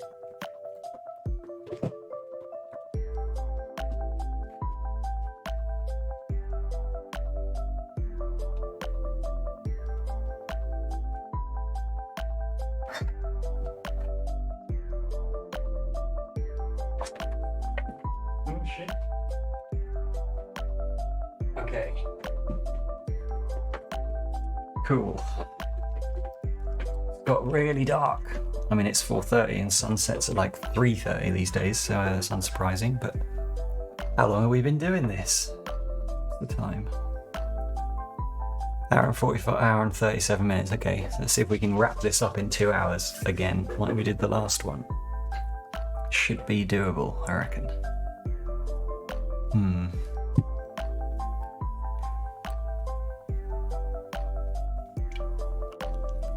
So sweet, now it's time for juicy stuff. Code here's what you need in that file to get started. Export a function called login that accepts the username and password. Queries Prisma for a user with the username. If there is no user, return null. Use bcrypt compare to compare the give password to the users. To compare the give password to the user's password hash. The given password. If the passwords don't match, return null. If the passwords match, return the user.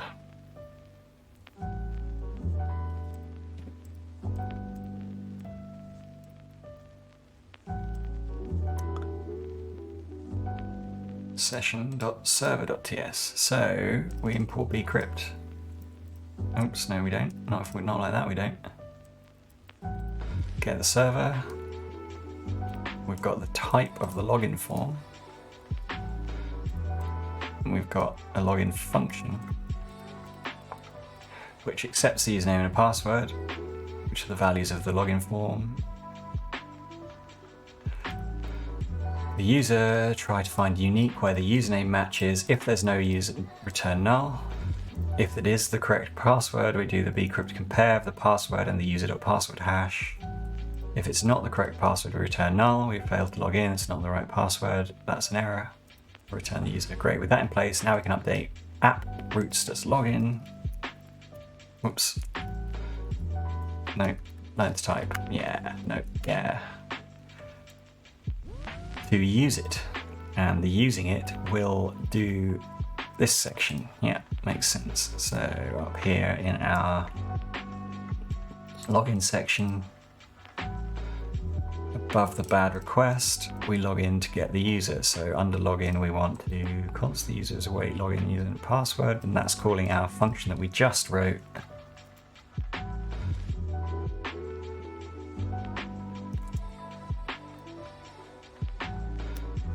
In our other file. So let's import that. Yep, that one. Console.log out the user object. I don't know why that's in object quotes, but fair enough. If there's no user, return the bad request that the password combination is incorrect.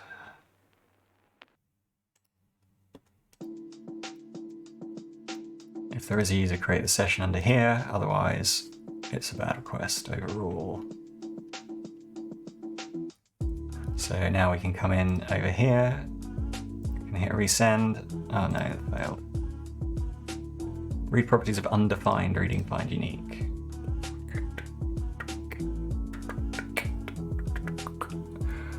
What did we miss?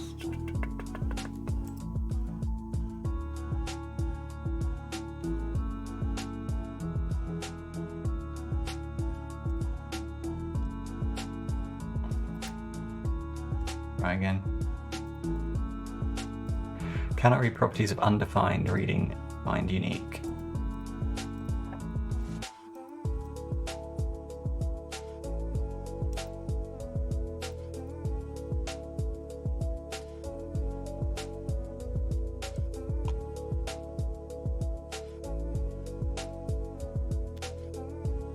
Yeah, that's right. What is your quest? Dot user dot find unique. That's fine. Cannot read properties of undefined reading find unique.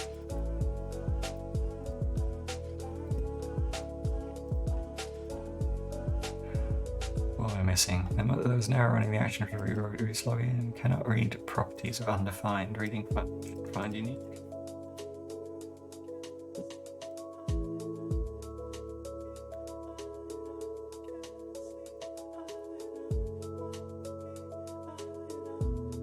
Okay, cool. Weird.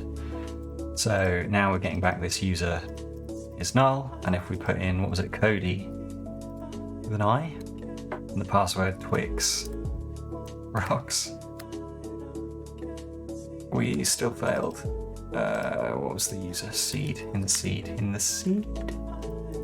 Cody with a Y, silly me. Submit. Yeah, there's our user object. Perfect. Makes a lot of sense. Check your work, added the console log after the login call. Remember, actions and loaders run on the server, so console log calls you put in those can't see in the browser console, those are shown in the terminal. Yeah. And that's exactly what we've got.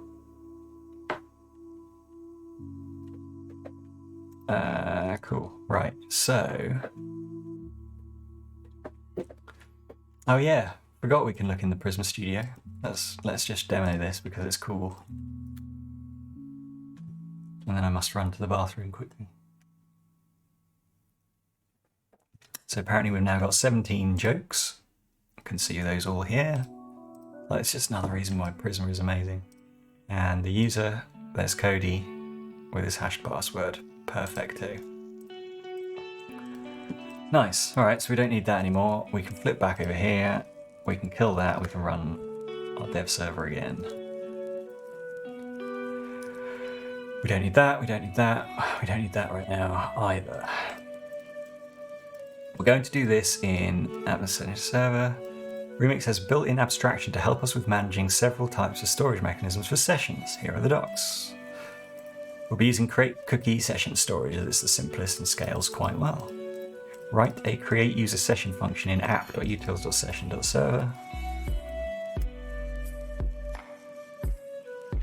Accepts user ID and a route to redirect to. It should do the following. Create a new session via the cookie storage get session function. Set the user ID field on the session. Redirect to the given route, setting the set cookie header via the cookie storage commit session function. There's a small example of how the whole basic flow goes in the session docs. Once you have that, you want to use it in app routes. Log in to set the session redirect routes. Let's just go and have a look at that.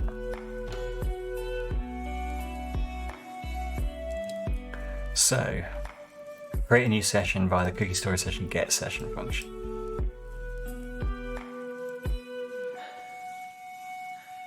I'm just gonna look at the example because trying to guess doesn't sound like much fun at all.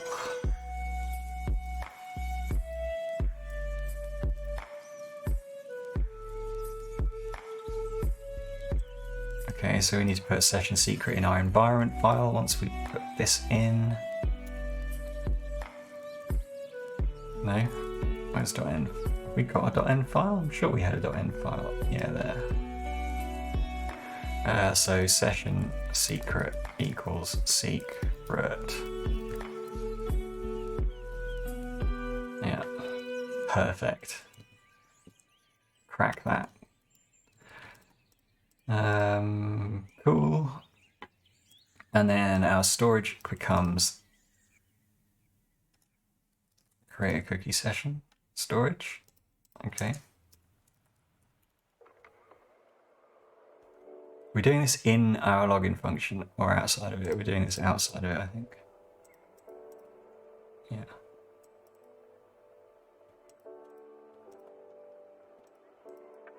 And then we will export a function called create user session.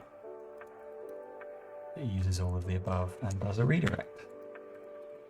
So it takes the user ID and a redirect to. The session is storage.getSession.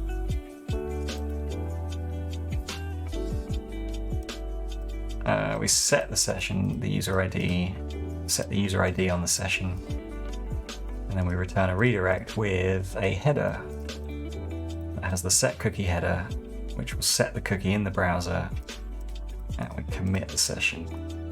Okay, it's fairly straightforward. What do we put in login to deal with that? Oh, I do that every time. No, there we go. Login. Const user await login. If no user is visitor, otherwise return create session. So after we log that out, use that, whack that there.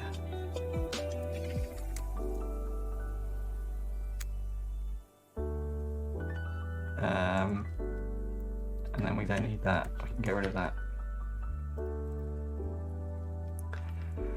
Secret session secret environment variable I'm using really quick. He's called that out because that's a tricky one, but we've added that. Yeah, that's done. With that, pop open your network tab, go to login and enter Cody into Twix Rocks and check the response headers of the network tab. So this is where we'll see the cookie header coming in now. Yeah. So on this request, post request here, that gets a 302 back. If I zoom in a bit, can I zoom in? Yeah. So where is it? On the response, set cookie. There's our session. That was easy. Check the cookie session of the application tab. Yep. We'll also see that. Oh, maybe we won't on storage. Here we go. Cookies. Oh god, look at all these. Okay. Delete, delete, delete, delete, delete, delete, delete, delete, delete, delete, delete, delete, delete, delete, delete, delete. Boom. There you go. RJ session. A random joke session, I guess is what it says. Mr. Ticklypeck. Hey. You're the goddamn cookie monster, yeah. I ate the cookies. All the cookies. I'm gonna eat this one. All the cookies are gone. So now if we go back to login, we won't be logged in. But we can log in as Cody and Twix Rocks with an X. Or maybe we can't. Twix Rocks. Yes, it works. And now we should have cookie again.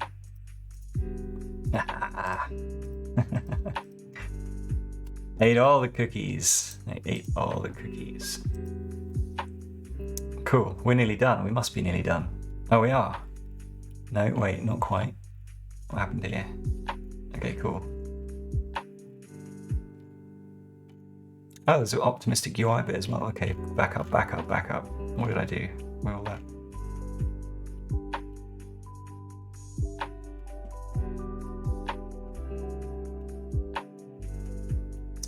How did I lose my place like that? Okay, here we are. Every custom environment will include that cookie. We don't have to do anything on the client. This is how cookies work. Yes, this is indeed how cookies work. What keeps track of the session? Is it Remix? That is a good question, actually. So the session, I think, is actually fairly primitive in this instance, isn't it? So where's our server file? Session.server. Create cookie session storage. So actually all that's doing is the headset sending this header on the login request, isn't it? When we call login, oops, our request comes in and Remix just sets the session. Now, what we aren't doing yet is checking whether the user's logged in at all.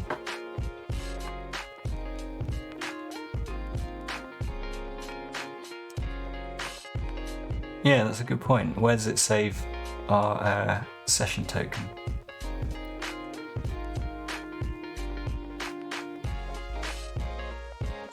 Secret session, so you can get user session, get user ID, require user ID.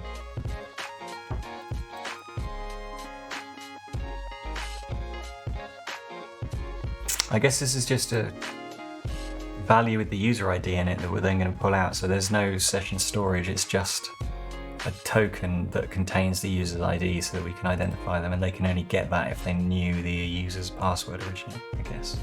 But yeah, that's a good question. I guess we'll find out in a minute. I don't think it does, because I don't think it's got any access to the database, so that we can check that. It doesn't save it anywhere, there's nowhere for it to save it, unless it's saving it on the file system, which is unlikely. All we've got is the password hash, the username, and the basic creation flags, so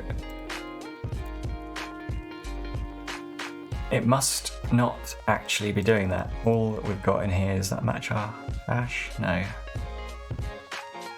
So we check the password against the hash, which allows us to set the session. The session is just, I guess, a JWT with the user ID in it, that's it. Or maybe it's just base encoded, I'm not sure. So technically, I guess it's not like a bearer token or anything. It's just the cookie-based auth.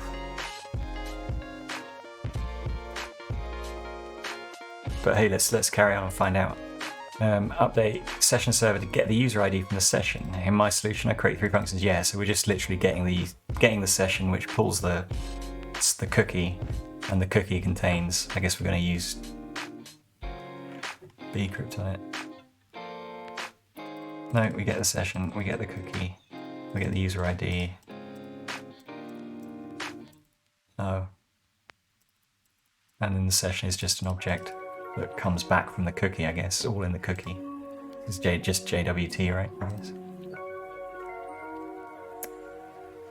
But yeah, let's carry on and find out. So we've got create user session. What file is this in? This is in our session.server.ts. So create user session is now down here at the bottom, and above it we've got get user session, get user ID, and require user ID. So this is how we're going to do our auth. We're going to check the cookie to see if the cookie is there for a start, and if we can get the user ID out of it, then we'll use that user ID, and then if we require the user ID, we'll say you must have a cookie with a user ID in it, and then we're just going to trust that cookie. And I guess the reason we set this session secret here is because this is the key that this remix function must be using to encrypt the JWT that is saved in the cookie. So that's all of that stuff in there. Did you notice in my example that we're throwing a response? I didn't notice that. Where do we do that? Throw redirect. Oh yeah.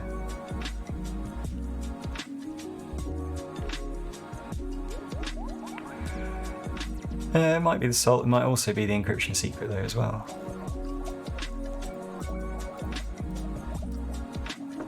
In my example, we can go and have a look at the code in Remix in a minute if you like. What was the function name?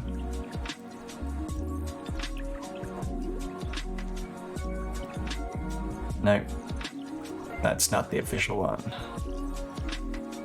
Where's the Remix repo? Okay. Oh.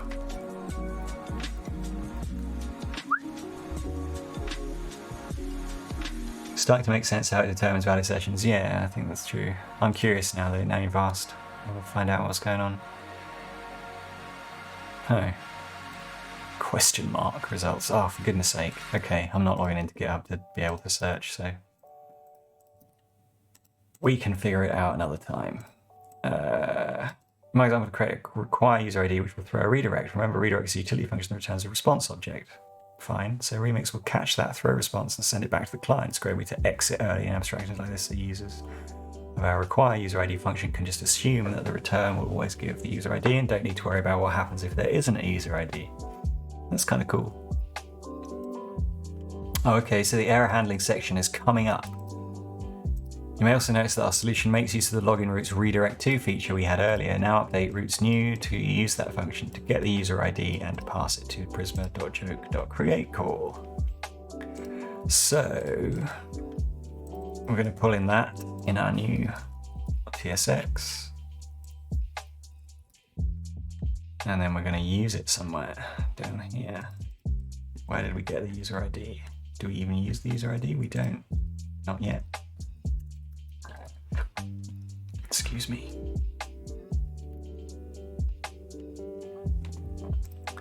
Joke DB create. There should be an error down here, right? Because this doesn't have all of the stuff it needs. So the data will be, we'll spread the fields, and then the joke ID will be the user ID. Perfect. And then we redirect. Any other new stuff in there? No. Super. Now, if the user attempts to create a new joke, they'll be redirected to the login page because a user ID is required to create a new joke. So let's just try that out. Let's go into the storage. Eat the cookie again. And then we will add a joke. Oh no, server's down. Let's add a new joke. Test. Gonna error and redirect to login. Sweet. So we can log in as Cody with Twix Rocks. And then we can add a logged in user joke. Nah. Too many cookies. A bit hyper. Right, that works. Nifty. Where were we? Super. Now, build a log out action. We should probably give people the ability to see if they're logged in and a way to log out, right? Yeah, I think so. Let's implement that. Add a get user function.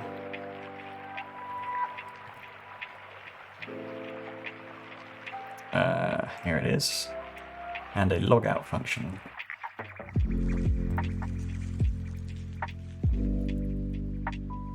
Session.server. Get user ID, require user ID, create user session. I mean, the order doesn't really matter, does it? So what does this do? Get user ID equals await get user ID request, which is that one, which just gets it from the session.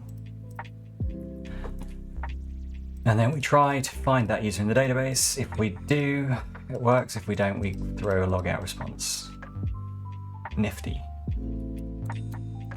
Is Mongo the data store? No, we are just using a flat file, SQLite, SQLite, whatever you want to say. Prisma by default just uses it's just in this dev.db file.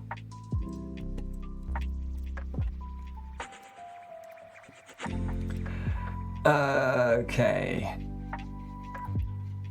So we've got that, and what's that do? It just clears the cookie. Destroys the cookie. Yes, Prisma just uses SQLite by default, so you just whack the schema in and off you go, like just here. And then the database URL is in the environment folder as well, so you just put it there. So just dev.db for now. And then if we want to switch to Postgres or MySQL, we can just update this, more or less, and switch to another DB. Prisma's pretty cool. It's really easy to get up and running, and it just builds like this is the only stuff we've had to make for our database, just the two models, user and the joke. And then it just goes off on one and makes a whole client, a type-safe TypeScript client that we use to do all the cool user stuff, which is pretty fun. Where is it? Like, yeah, db.user.findUnique is all entirely based off just that schema of the user, which is pretty nifty. So, if they're logged in, then we'll display their username and a logout form. I'm also going to clean up the URL to match the class names we've got as well. So if you're ready to copy and paste the example when you're ready. So this is our jokes stuff. So, okay, what are we adding? Adding the user to the loader data. Joke list items, we select the ID, select the name. And then we get the user. Surely that should be the new line. Let's have a look. Way nicer than Mongoose, yeah. Yeah. They never really got on that well with Mongoose.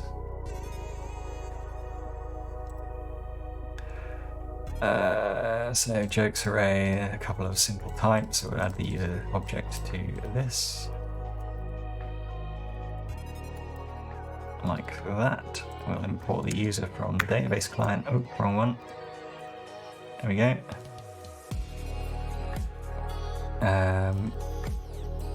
Select ID name is true. Yeah, that's not the line, that's the wrong line. It's this one, I reckon.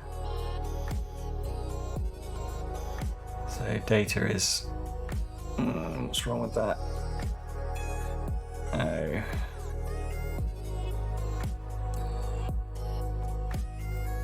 Okay, joke list. Oh wait, no. What are you doing? Let's see what's happening here. Well, that's not that. That's something else entirely. And then data is load of data. No. Yeah. And we return that, and in there we'll have the user, which will actually doesn't need a value because it's here. And we'll paste that there. Now we've got the user. Now we import get user from our other file. What's the request?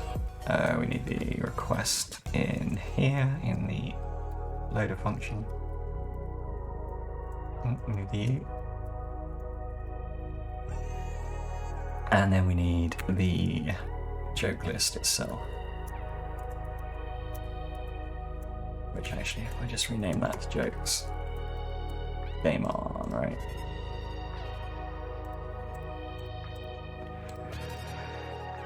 What's happening?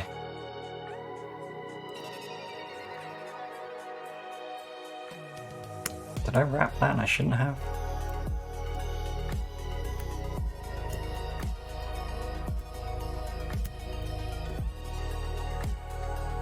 There we go. Not sure how I got in that situation. Order by, create that. So we add in the order by. Makes sense. So now we should be getting the... we just have the user as well, that's fine.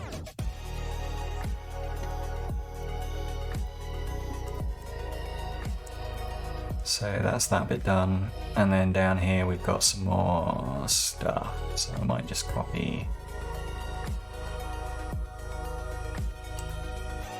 Yeah, I think these are a couple off, aren't they? So we want that bit down to there, under the H1, like so.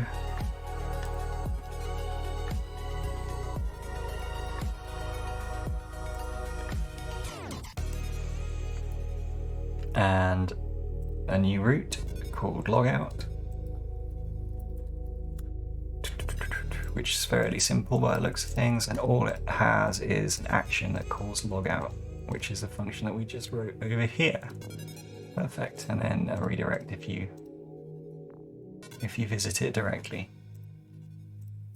Hopefully getting the user in the loader and rendering them in the component was pretty straightforward. I believe so, but let's try it out.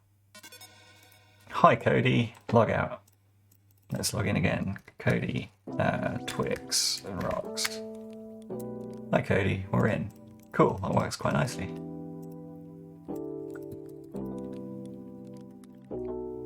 A few things I want to call out about other parts of my version of the code before we continue. First, the new logout route is just there to make it easy for us to log out. The reason that we're using an action rather than a loader is because we want to avoid CSRF problems by using a post request rather than a get request. This is why the logout button is a form and not a link.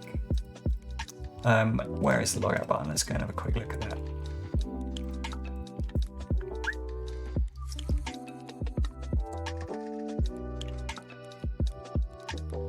Logout button, form, logout. Yep, okay, so it submits it to the action as a post.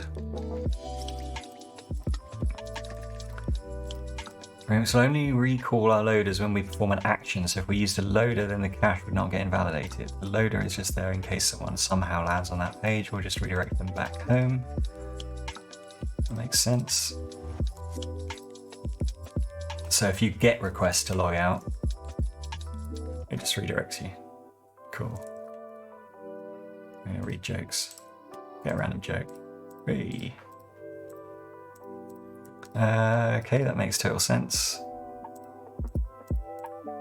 Notice that the to prop is set to new without any slash. This is the benefit of nested routing. You don't have to construct the entire URL. It can be relative. This is the same thing for link to dot, get a random joke link, which is effectively tell Remix to load the data of the current route. Terrific. Now our app looks like this. It does. It does. User registration. Suppose now would be a good time to add support for user registration. Did you forget, like I did? Well, let's get that bit added before moving on. Luckily, all we need to do to support this is update app the other session. So the register function that's pretty similar to our login function. The difference here is that we need to use bcrypt.hash to hash the password before we store it in the database. Then update the register case in our app routes to login to route blah, blah, blah. Yeah, so that's pretty easy. So in here, we now have a register function. Oops.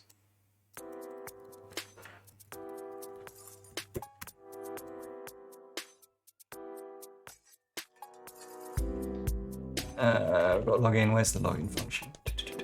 There. No, let's put it above there because we need to register before we log in usually, don't we? That makes a lot of sense. Just does the hash, password hash, problem solved. Excuse me, what else do we need to do? Nothing. And then in login.tsx, oops, don't print it out.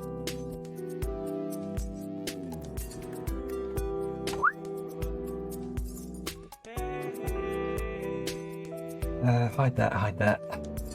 We've got to register. Let's have a look what goes in here. So,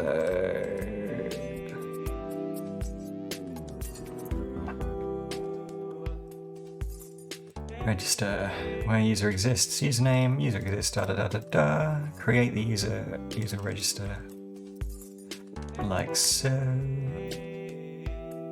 Import the register function we just made. And then check if the user's not there. We want to fail. And then we want to return creating this session. And delete that. Oops. Delete that. We don't need that anymore.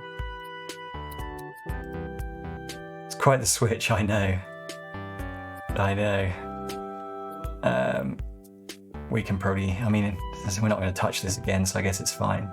Keeps them together. But yeah, it's a bit of a big puppy now.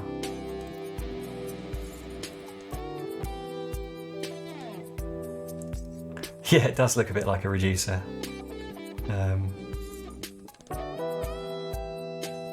It does the job. What else do we need to do? I think that's it. It's done. Yeah, there we go. Now users can register. So let's just quickly try that, shall we? Just to make sure. Log out. Register. I'll be Sean, I'm Sean, hello. And we'll have a password. We're in, sweet. Okay, I'm sorry, but there's no way you'll be able to avoid errors at some point. Servers fall over, co-workers use TS ignore, and so on. So we need to just embrace the possibility of unexpected errors and deal with them. Luckily, error handling in Remix is stellar. You may have used React's error boundary feature. With Remix, your root modules can export an error boundary component and it will be used. It's even cooler because it works on the server too. Not only that, but it'll handle errors in loaders and actions too. Wowza. So let's get to it. We're going to add 4 error boundaries in our app, 1 in each of the child routes, in case there's an error reading or processing stuff with the jokes, and 1 in the root to handle errors for everything else. Way better than just error boundary, yeah. Make it work, then make it work well. Seems like a sound approach. Okay, so we're nearly there. We're on the home stretch, but I'm going to have to pause and run to the bathroom really quickly.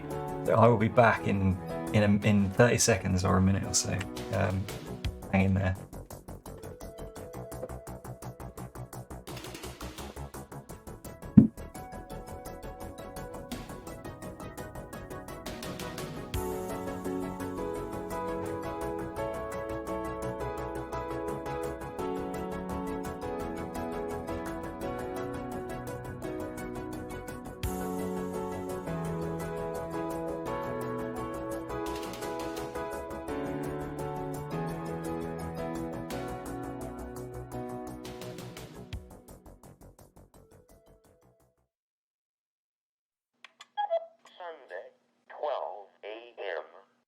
17, 18, 19, 20, 21, 20. You have reached. Please leave a message. Thank you.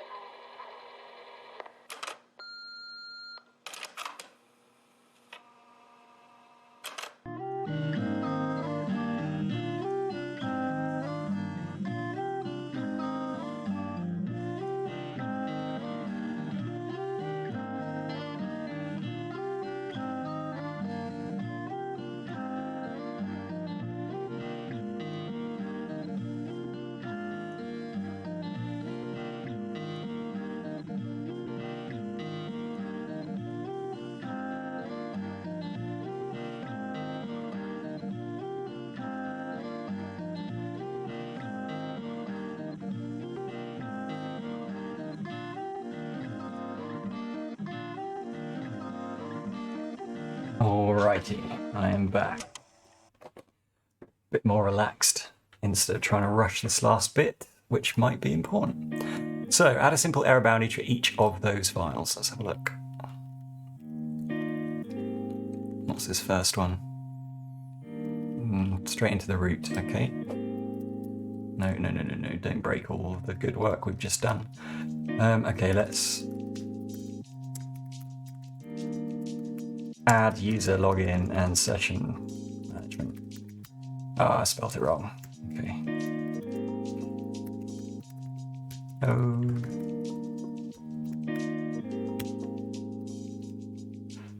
Session manage. No, come on.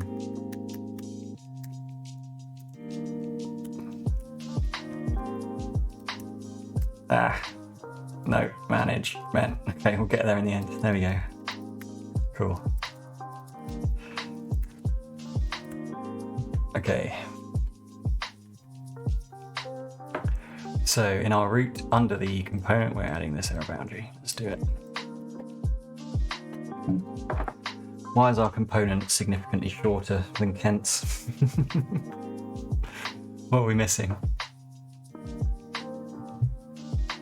Oh, he's got two remix imports because he's separated out the links function as a type. That's one thing.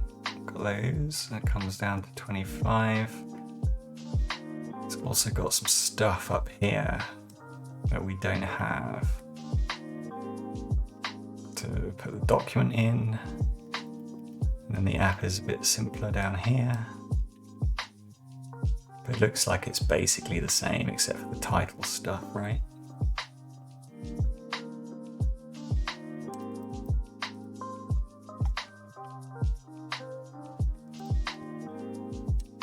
Okay. Oh, I see. That's why. That's why. Okay, so we'll have the document and the app in place of our app here. Because we want to be able to wrap the response from the error boundary in the same template as the rest of the app, not the outlet instead. That makes sense? So we've got the error boundary which wraps it with our document and then just shows app error message. Seems sensible. Let's go. Let's go, let's go. Okay, in the joke ID guy,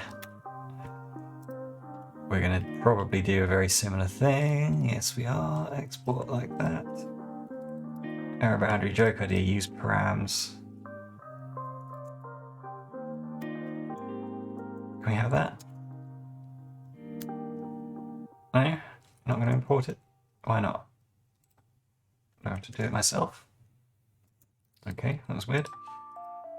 So we've got the parameter so we know what ID failed to load. That makes a lot of sense. And in the new bottom of the form, we will paste in this error boundary, which is something unexpected went wrong. Sorry about that. Yeah. We've hopefully validated, so if you typed it wrong, we've told you that. And if this goes wrong, maybe our database is down or something, who knows. Jokes index, the last one, we'll whack that in there. I did a whoopsies. Yes, you did. Okay, great. With those in place, let's check what happens when there's an error. Go ahead and just add this to the default component, loader, or action of each of the routes. Go ahead and just add this to the default component, loader, or action of each of the routes. Pardon?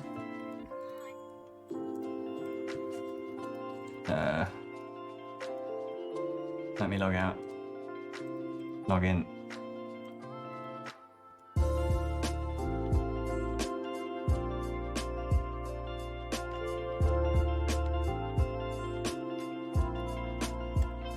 I mean,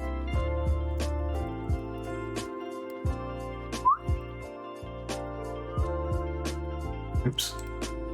Break that, we should get the error. Yeah, we do. If we just go to any old route that doesn't exist, no, it's still just 404s now. Error was thrown in the login route. Is that if we go to login and just type in random stuff? No. Login's incorrect. Oh, I missed that. What? Can you see what I'm missing?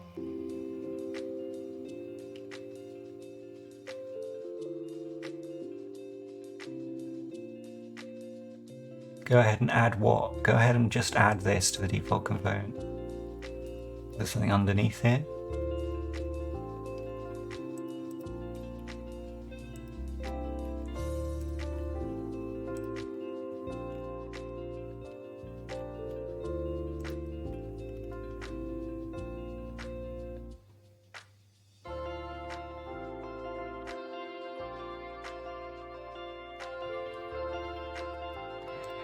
Go ahead and just add this to the default component, loader, or action of each of the routes. Here's what I get.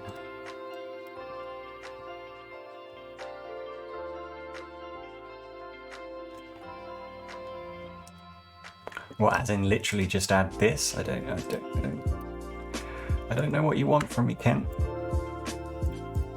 Where's the default action? Just break it.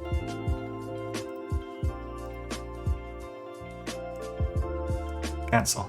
Refresh. No. Cancel. Revisit. No. It's fine. No. Not sure about that bit. But looks like they're all working, so it's fine. What I love about this is that in the case of the children route, it's the only unusable part of the app is the part that actually broke. The rest of the app is completely interactive. There's another point of the user experience. Yeah, that's true. Sometimes users do things that we can anticipate. I'm not talking about validation necessarily, I'm talking about things like whether the user's authenticated status or authorized status to do what they're trying to do, or maybe they're looking for something that isn't there. I help think of the unexpected errors as 500 level errors, server errors, and the expected errors as 400 level errors. Yep. Client error responses. Remix offers something similar to error boundaries. It's called catch boundaries. It works almost exactly the same. In this case, when your server code detects a problem, it'll throw a response object. Remix then catches that thrown response and renders your catch boundary. Just like the use loader data hook to get data from the loader and the use action data hook to get data from the action, the catch boundary gets its data from the use caught hook. This will return the response that was thrown. Okay, interesting. One last thing, this isn't for form validations and stuff. We already discussed that earlier with use action data. This is just for situations where the user did something that means we can't reasonably render out our default component, so we want to render something else instead. With that understanding, we're going to add a catch boundary component to the following routes. 1, 2, 3, 4. Same 4, I believe. Last resort fallback. When a user tries to access a joke that doesn't exist. When a user tries to go to this page without being authenticated.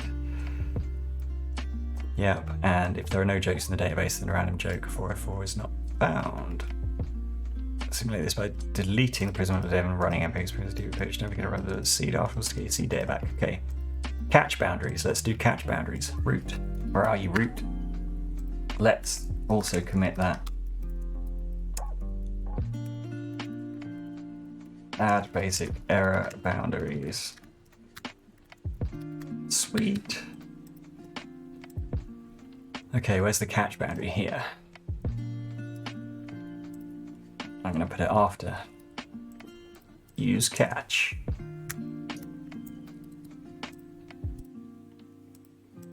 Oh, I'm afraid I don't have any commands, or do I? Maybe I do. I have any?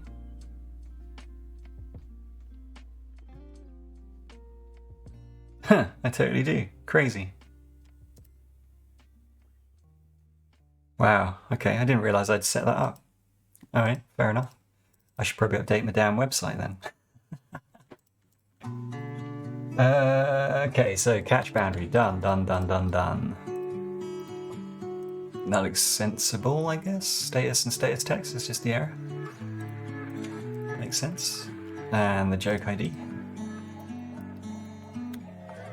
Let's whack this in here as well. Where are you? Underneath. Biz. So the catch boundary is imported. Is there any other changes? No? Ah, here. In the loader. Where is it? Loader function request. Wait, is this the wrong one? Yes. Yes, it is.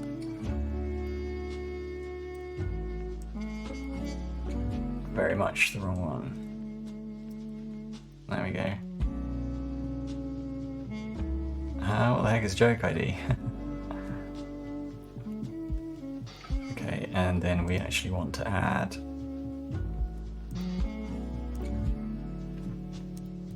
patch joke, find unique where ID is Params joke ID. If it's no joke, this is no joke. What a joke, not found.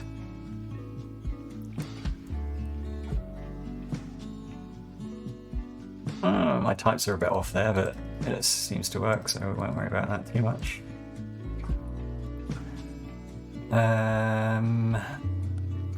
Where's the catch boundary? That's thrown. That's cool. Jokes index. Error boundary, catch boundary. Where are you? There you are. Get that in there. Import the use catch hook. And then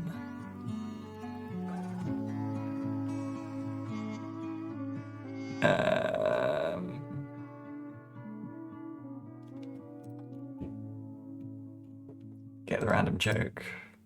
If there's no random joke, we're going to throw an error here. Nice. And the last one is the new page, where we're going to go right down to the bottom. We're going to grab the catch boundary first, whack that in here. Question why our file is so much shorter than Kent's, briefly. But maybe it's because of the checks up here. Back to the loader. Where's the loader?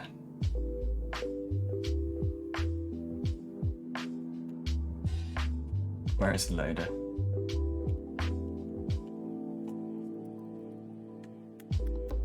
What? Oh, we don't have one, we're adding one. The whole thing is new. Fine.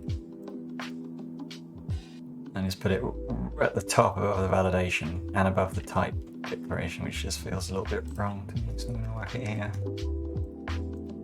Get the loader function types. Oh, every time I do that, wrong way around. And get user ID. And if you're not able to get a user ID with 401, you are forbidden. And now we've got how many lines? 174, 157. What you got in here, Kent, that we don't have? Maybe we've just formatted it with prettier a bit differently. It's probably fine. Right, now we go to /jokes. It doesn't work. Awesome.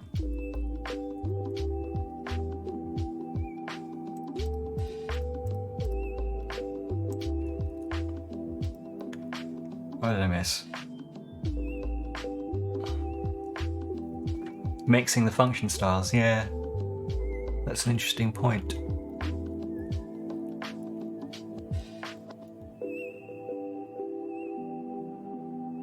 That is an interesting point. I don't know why, in this case, why that would happen, why that's been done. Yeah, same. But mixing them seems like an odd choice because you think pick one and stick with it where you can, unless there's like a forced reason you need to use one or the other. Which doesn't seem to be the case here because this would probably work. It's a named function export, isn't it? Yeah, but there's no this in this project. I don't know. It's weird, isn't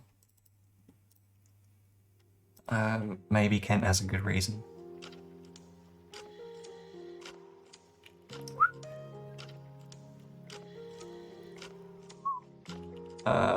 So what have I missed from the jokes one? 400 bad request when you go to jokes. Oh, is that because he's deleted his database file? Let's try if we go to what? Nice. Works pretty good. It's fast as well. You must be logged in to create a joke. Log in. Nice. Awesome. Ready to handle errors and it didn't complicate our happy path one bit. That is actually really flippin' cool. Like, we didn't complicate any of the logic anywhere. We've just added in the error support. Really joyous, isn't it, actually? Don't you just love how just like with the error boundary, it's all contextual, so the rest of the app continues to function just as well. Another point for user experience. You know, while we're adding catch boundaries, why don't we improve the app's root's joke's joke ID root a bit by allowing users to delete the joke if they own it? If they don't, we can give them a 401 error in the catch boundary. One thing to keep in mind with delete is that HTML forms only support the method get and the method post. They don't support method delete, so make sure our form will work with and without JavaScript is a good idea to do something like this. Okay, that makes sense. So we add in a hidden input value with the value delete as the override method, which is a bit annoying, but it's kind of cool. Good old KCD, you're doing Epic React right now. Nice. I've actually got Epic React, but I never finished it, which I probably should have done by now. Perhaps I'll do some more of that at some point. But I did get a lot of mileage out of testing JavaScript, which is also a great setup. Good old KCD, yeah. I was saying on the stream the other day, it's like you often come into this, like, what would Kent do? And then go to his blog, and he's usually got a post about it. Prolific, that guy. Very prolific. Okay, so where are we going to add this? To our joke ID page.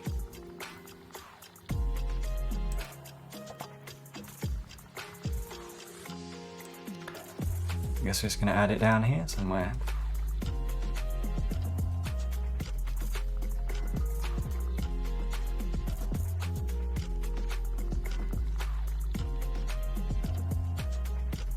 So adding this whole action thing in here, let's have a look at it. Import the action function. Import the require user ID. Okay, so if we see the form has a method of delete, we do the delete, and then we do the redirect. Simple enough, I guess. It would complicate the switch on the other page, but we'll worry about that another time. Nice try, that's not your joke. That's not your joke. And then underneath the permalink, we are going to add the form in, which we've already got, I think. Copied even. Where is it? Down here, in between. There.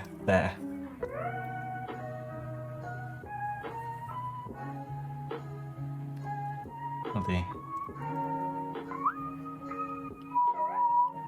Okay, that's it. Is that it? Oh, catch boundary in here too. Expanded it. So use params core status is 404. Okay, so instead of the if, we've switched that out to a switch now.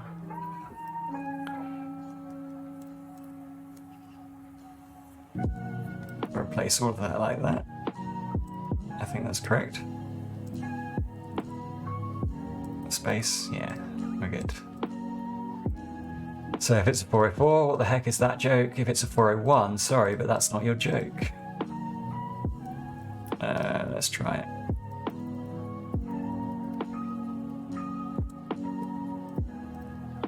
I am not Cody. Wow, it's a big old button, isn't it? Hey. Oh, no, not quite. Cannot read properties of undefined reading user. Okay, what did we miss? Form, post, in the loader, in the action, sorry.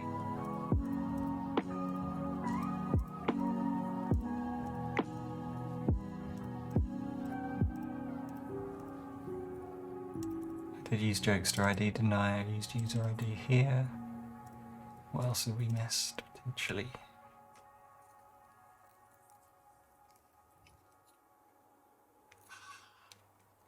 Build a very strong personal brand, yeah.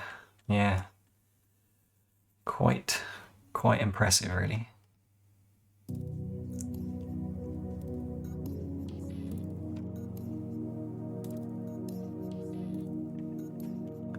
What did I miss?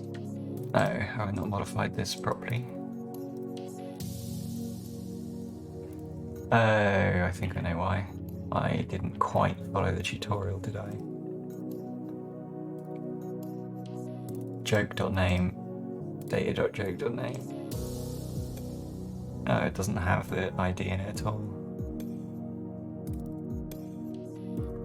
Where does it get the ID from? Oh, do I have request and params on my action? I do, because I copied and pasted it. I'll get method equals delete. User ID, it was something about user, wasn't it?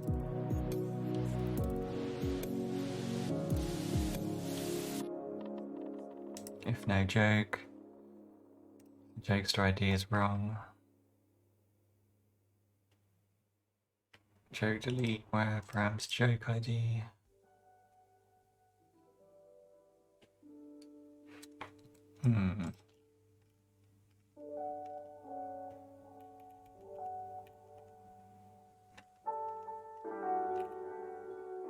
Oh. No, the catch boundary set. Error boundary is the same. Except for the console error log.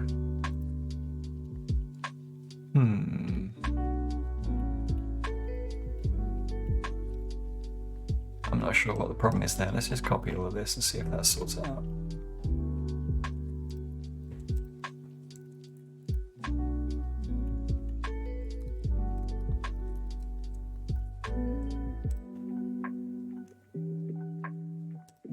Cannot read properties of undefined reading user.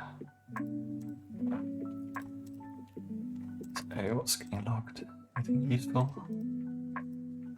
Oh, no roots matched. Try and load the font. We left that out. Can't be bothered with that.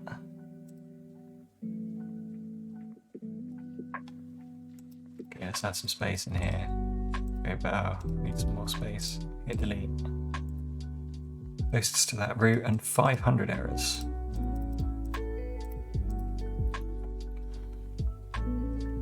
Undefined reading user. So we come in here.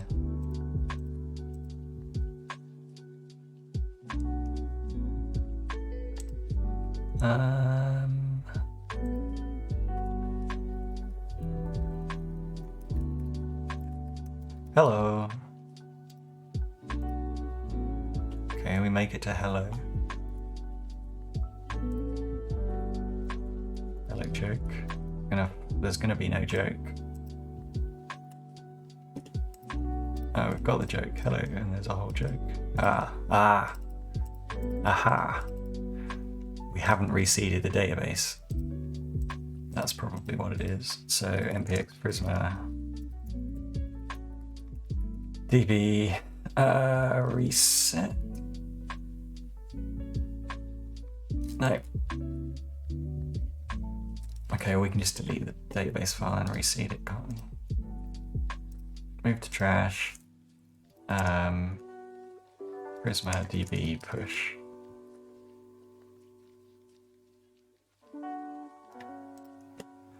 And now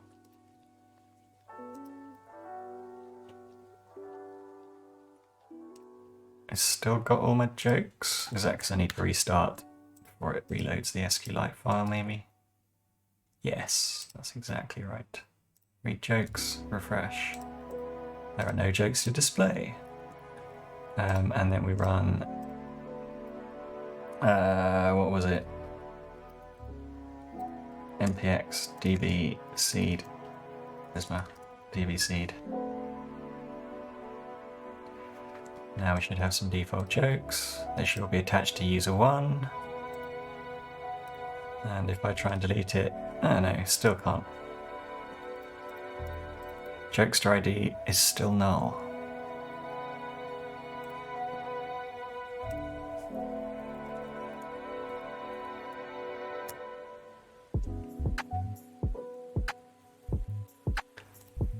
What have I missed?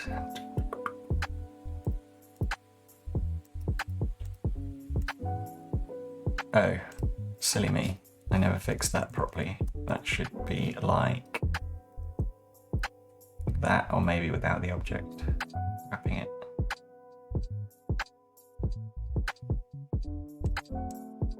Let's try that again.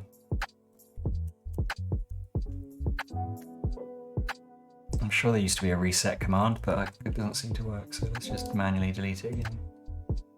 Delete that. Restart the server. Close that for now. npx Prisma db push. npx Prisma db seed. npx Prisma db studio. Where is it? There. Oh, there. Now we should have associations. Yes, looks like we do. And now if we flip back to Firefox here, go back one, hit up the jokes, read the jokes, hit up Frisbee, hit delete, same issue.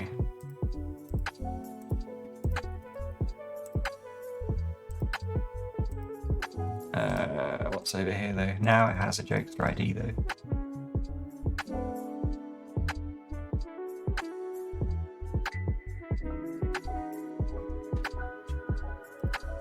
Not sure what I've missed there.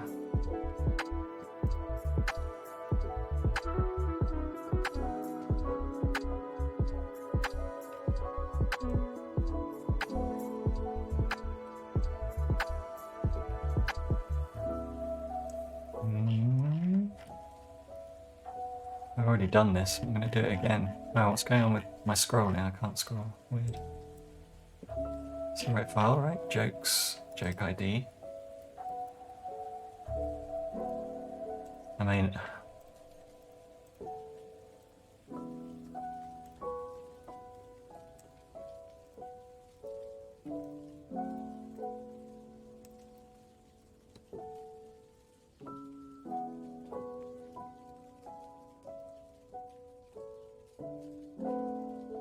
Da-da-da-da-da-da.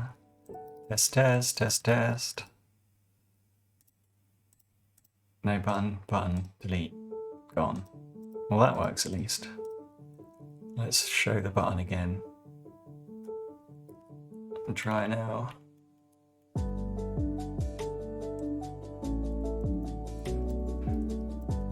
Put it on all of them except the ones I own. Yeah, weird. I don't know why. Why that doesn't work. Yeah, can't be worried about it for now. So that hides the button. Button is gone. SEO with meta tags. Meta tags are useful for SEO and social media, so we're moving on again now. Let's get rid of that. What did we do? What did we do? Let's have a look. I'm guessing it was catch boundaries.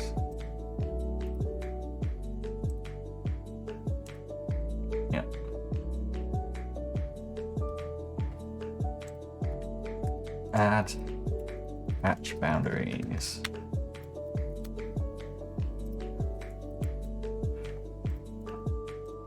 Cool.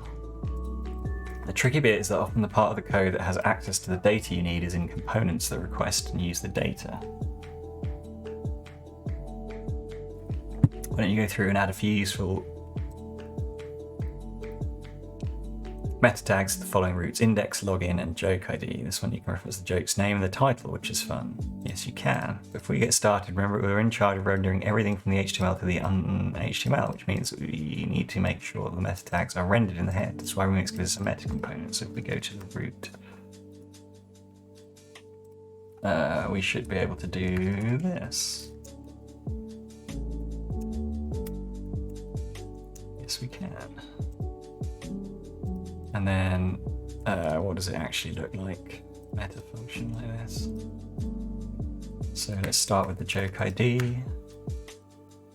I'm going to whack this at the top. Import that. Excuse me.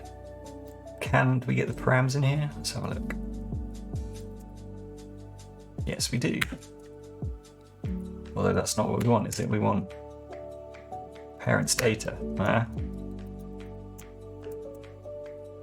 I think that's what we want anyway. Parents' data dot. Oh, it knows. Fuck yeah. Oh no. Copilot knows. Of course it does.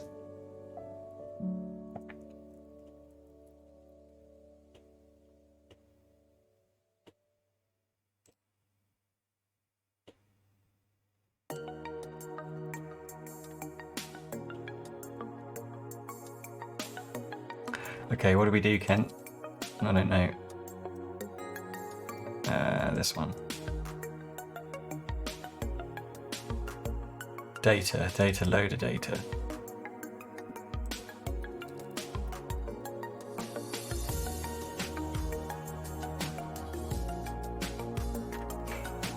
And then we define it as loader data or undefined.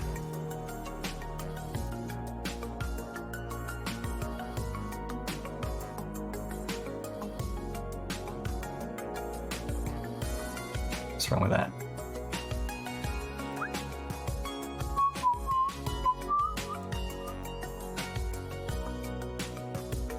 Export. Oh, except that's under there. Other than that, that's fine. Oops.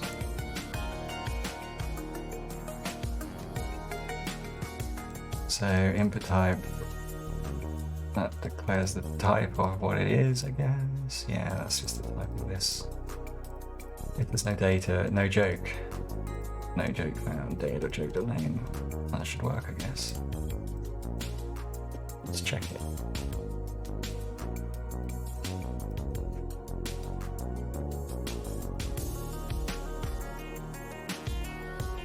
Two title tags, whoops.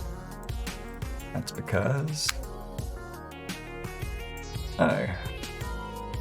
It's supposed to flip one out for the other, right?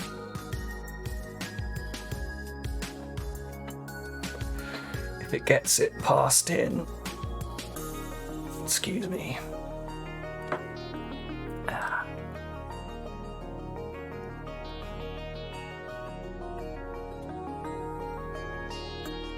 Oh, meta needs to be placed above the existing title tag to be able to overwrite it when provided. Okay.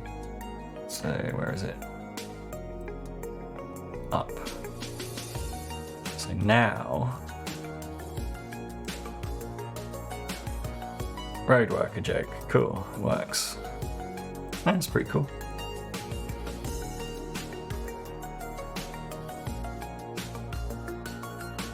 Oh, look. Do the whole open graph social stuff as well.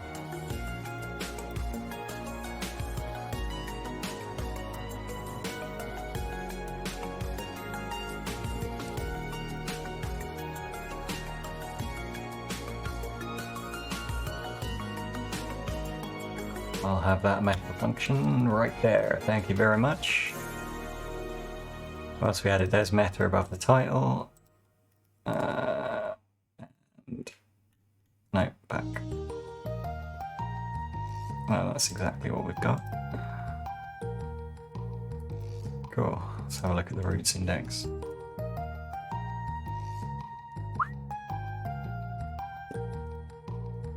Fairly straightforward one. A little bit of spacing there. Import the meta function.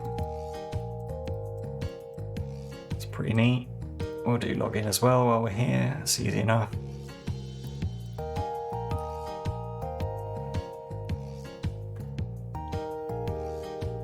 Links. Under links we'll do meta. Import the meta function. That's done.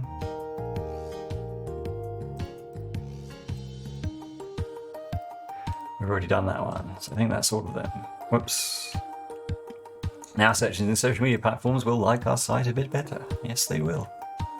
Sometimes we want our routes to render something other than HTML document. For example, maybe you have an endpoint that generates your social image for a blog post, or the image for a product, or the CSV data for a report, or an RSS feed, or sitemap, or yeah, okay, we get it. There's loads of examples. It'd be cool to have an RSS feed of all our jokes. That would be cool, and was a pain in the arse when I tried to do that in Next.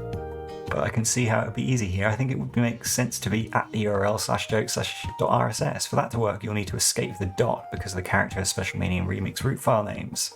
I'm about escaping special characters here. For this one, you'll probably want to at least peek at the example unless you want to go read up on the RSS spec. Yeah, make your jokes.rss root. So, okay, we escape it with square brackets, do we? Okay. Let's do that quickly then.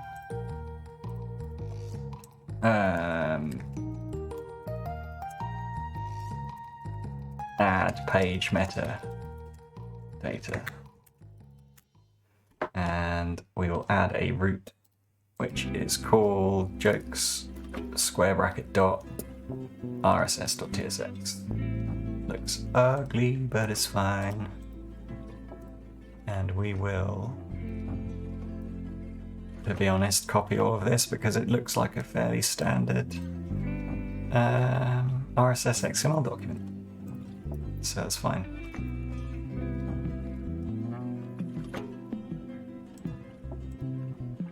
What's wrong with that? Yes, it does. Yes, it does.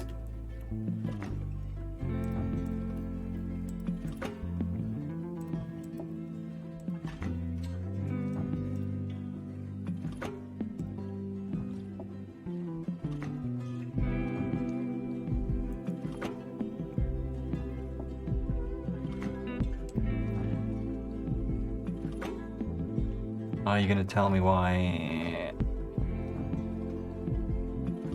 that's not happy?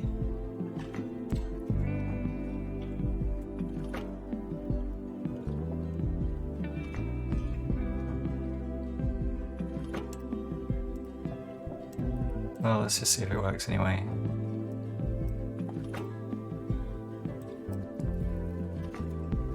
It does. Perfect. Thanks, Kent. You can seriously do anything you can imagine with this API. You could even make a JSON API for a native version of your app if you wanted to. Lots of power here. Feel free to throw a link to that RSS feed on app.roots index.tsx and app.roots jokes.tsx pages. Now, if you use link, you'll want to use the reload document prop because you can't do a client-side transition to a URL that's not technically part of the React app. Maybe we should actually include JavaScript in our JavaScript app. Seriously, pull up your network tab and navigate to your app. Did you notice that the app isn't loading any JavaScript before now? Didn't notice, but actually makes a lot of sense, doesn't it? Check it out. Oh, actually it lies. There is this. But that's the dev WebSocket thing, isn't it? So it's not actually true. Just CSS files. That is pretty damn cool, really. Next has an unstable ship without JS thing, but it doesn't, like, the next image component just breaks if you turn off JavaScript, so it's limited use in many cases.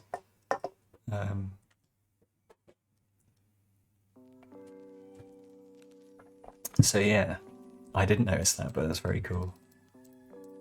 The whole app works without JavaScript, which is a win.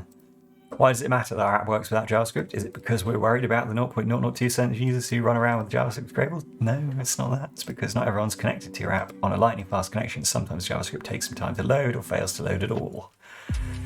Making your app functional without JavaScript means that when that happens, your app still works for your users. Yeah, it's pretty cool.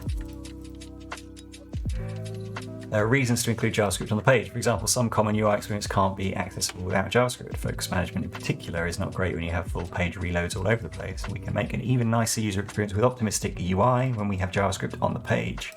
But it'd be cool to show you how far you can get with Remix without JavaScript for your users on poor network connections. So let's load JavaScript on this page now. Use Remix script component to load all the JavaScript files. It's pretty nice, isn't it, really? Okay, where's my document? In the root. And underneath the children here, I will add the scripts tag and then import it. Super.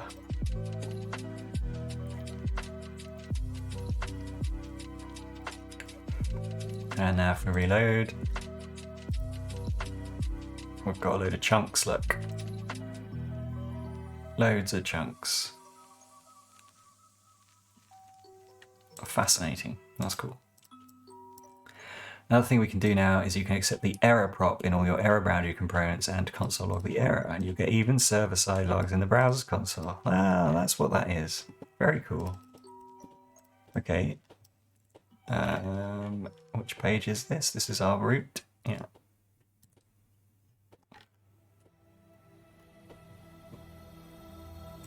Oh, it does already. Console.error. Error. Yeah, very cool. It's funny, we spent years moving away from server-side rendering only to return. Yeah. I mean, it was sort of out of complicated necessity in a way. Although having said that, I've been working on a React app for a few years that's always been server rendered because for that particular type of app, it needed to be. Content-based app with lots of interactivity, but primarily needed search engine indexing, so needed to be server rendered. The one thing I can see with Remix that we won't be able to do is to make static only apps. Like if you wanted something that that only runs client side on the browser, it looks like that won't be possible with this. Well, not with, it would be possible the same as it would be with any React app, I guess, perhaps, but it looks like it's bringing back the whole you must have a server, so it won't do the static generation that Next will do, which means that you always need that server and client relationship, which means if you wanted to deploy the app to, I don't know, an IPFS or some static, just stuff it on S3 and run it there forever, you won't be able to do that by the looks of it, which is perhaps a loss, but most people aren't doing that anyway, so I guess it's not a huge problem. Okay, so are we there yet? We're nearly there. We must be nearly there. Nearly at the bottom. Forms. Remix its own form component. Oops, I didn't mean to click that.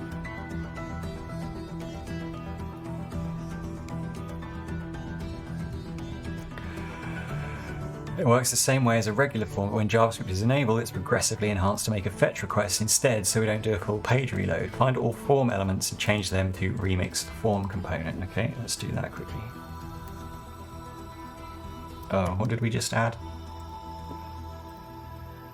Add RSS feed.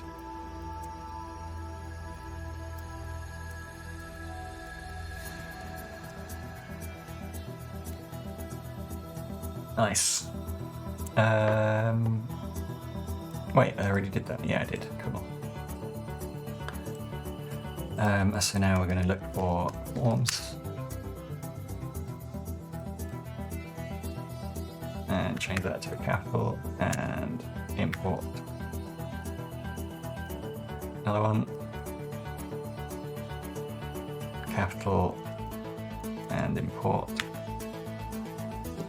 And this one.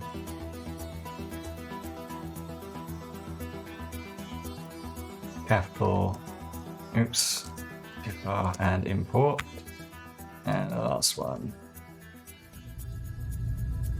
Capital and import.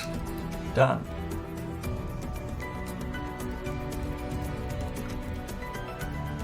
So let's have a look at what that changes to our login form, shall we? Let's go to the network tab. What's actually going to happen now? Huh. Too fast to know. Had a joke. Test. Cool. So it's just pulling the JSON values out of the loader without having to do a page refresh. That's pretty nifty. If the user focuses or mouses over a link, it's likely they want to go there, so we can prefetch the page that they're going to, and this is all it takes to enable it for a specific link. Prefetch intent to somewhere neat. Add this to the list of jokes. Alright, let's do that as well.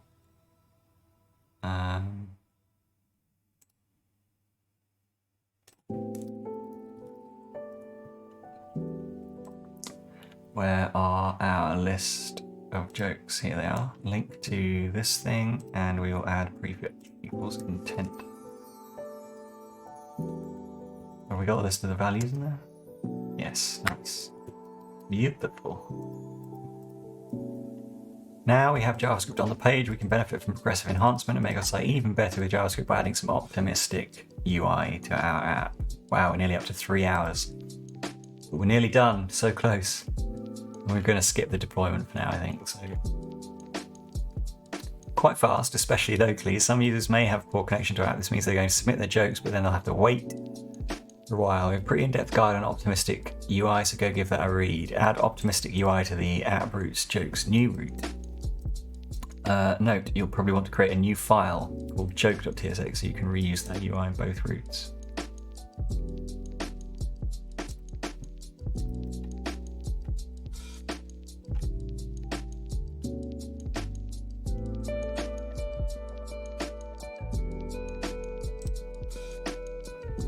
Oh, I see.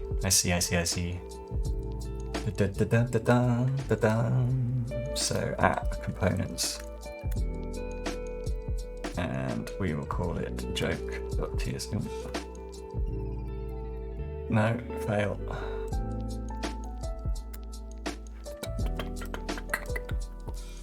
And we'll grab that, right back in there. And that should work nicely. What else have we got? Joke ID.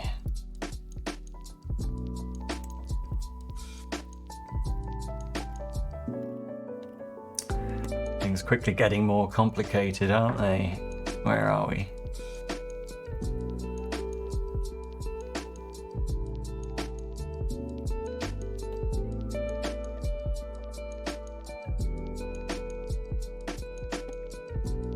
There's the joke display.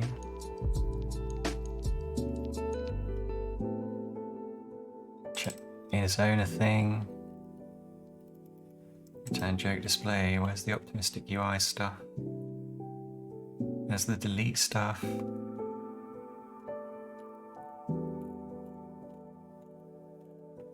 Okay, it's not too much different in there. This page is so long, I'm struggling to scroll. Any errors? Nope. And then the new.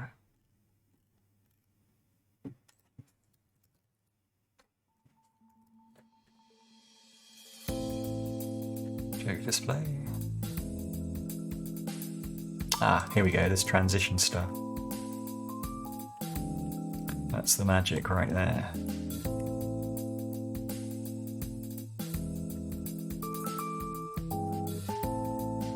Let's have a look. Exact same validation functions that the server uses. So what they submitted will fail server-side validation. We won't even bother rendering the optimistic UI because we know it will fail. That said, this declarative optimistic UI approach is fantastic because we don't have to worry about error recovery. If the request fails, then our component will be re-rendered. It will no longer be a submission. Everything will work as it did before. Nice. Okay, let's see if we can check out how that works. So this transition.submission gets the stuff, runs the validation on it, and then returns the new joke display. Interesting.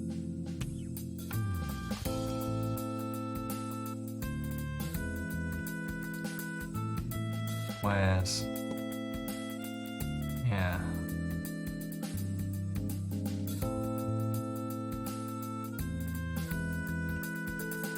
I wonder how a use transition works. Surprisingly simple, isn't it?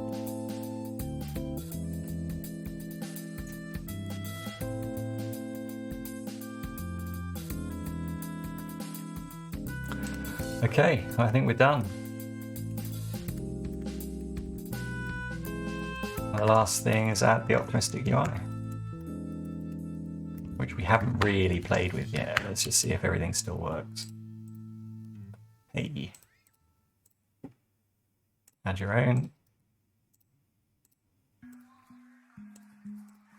That's failing without an error message.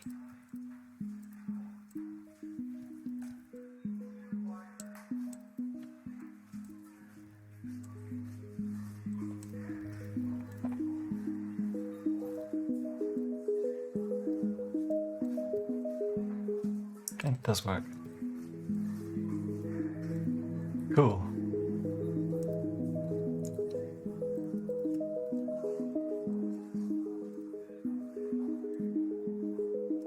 Nice, that's pretty cool. Really cool.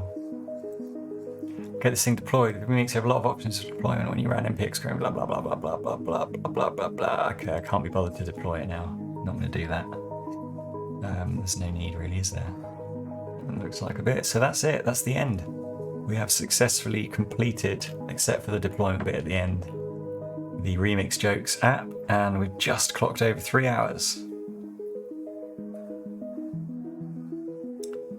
Making requests for 5 minutes has only loaded 8 megabit. Well, I mean, I guess it would be even less if I hadn't turned on the JavaScript.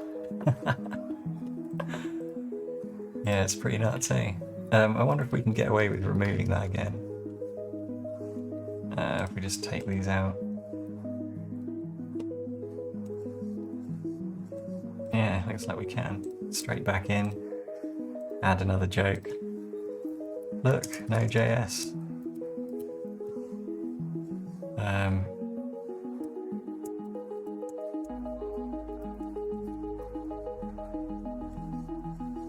Yeah, still works a treat. That's beautiful. I like that a lot. Very nice. Very nice indeed.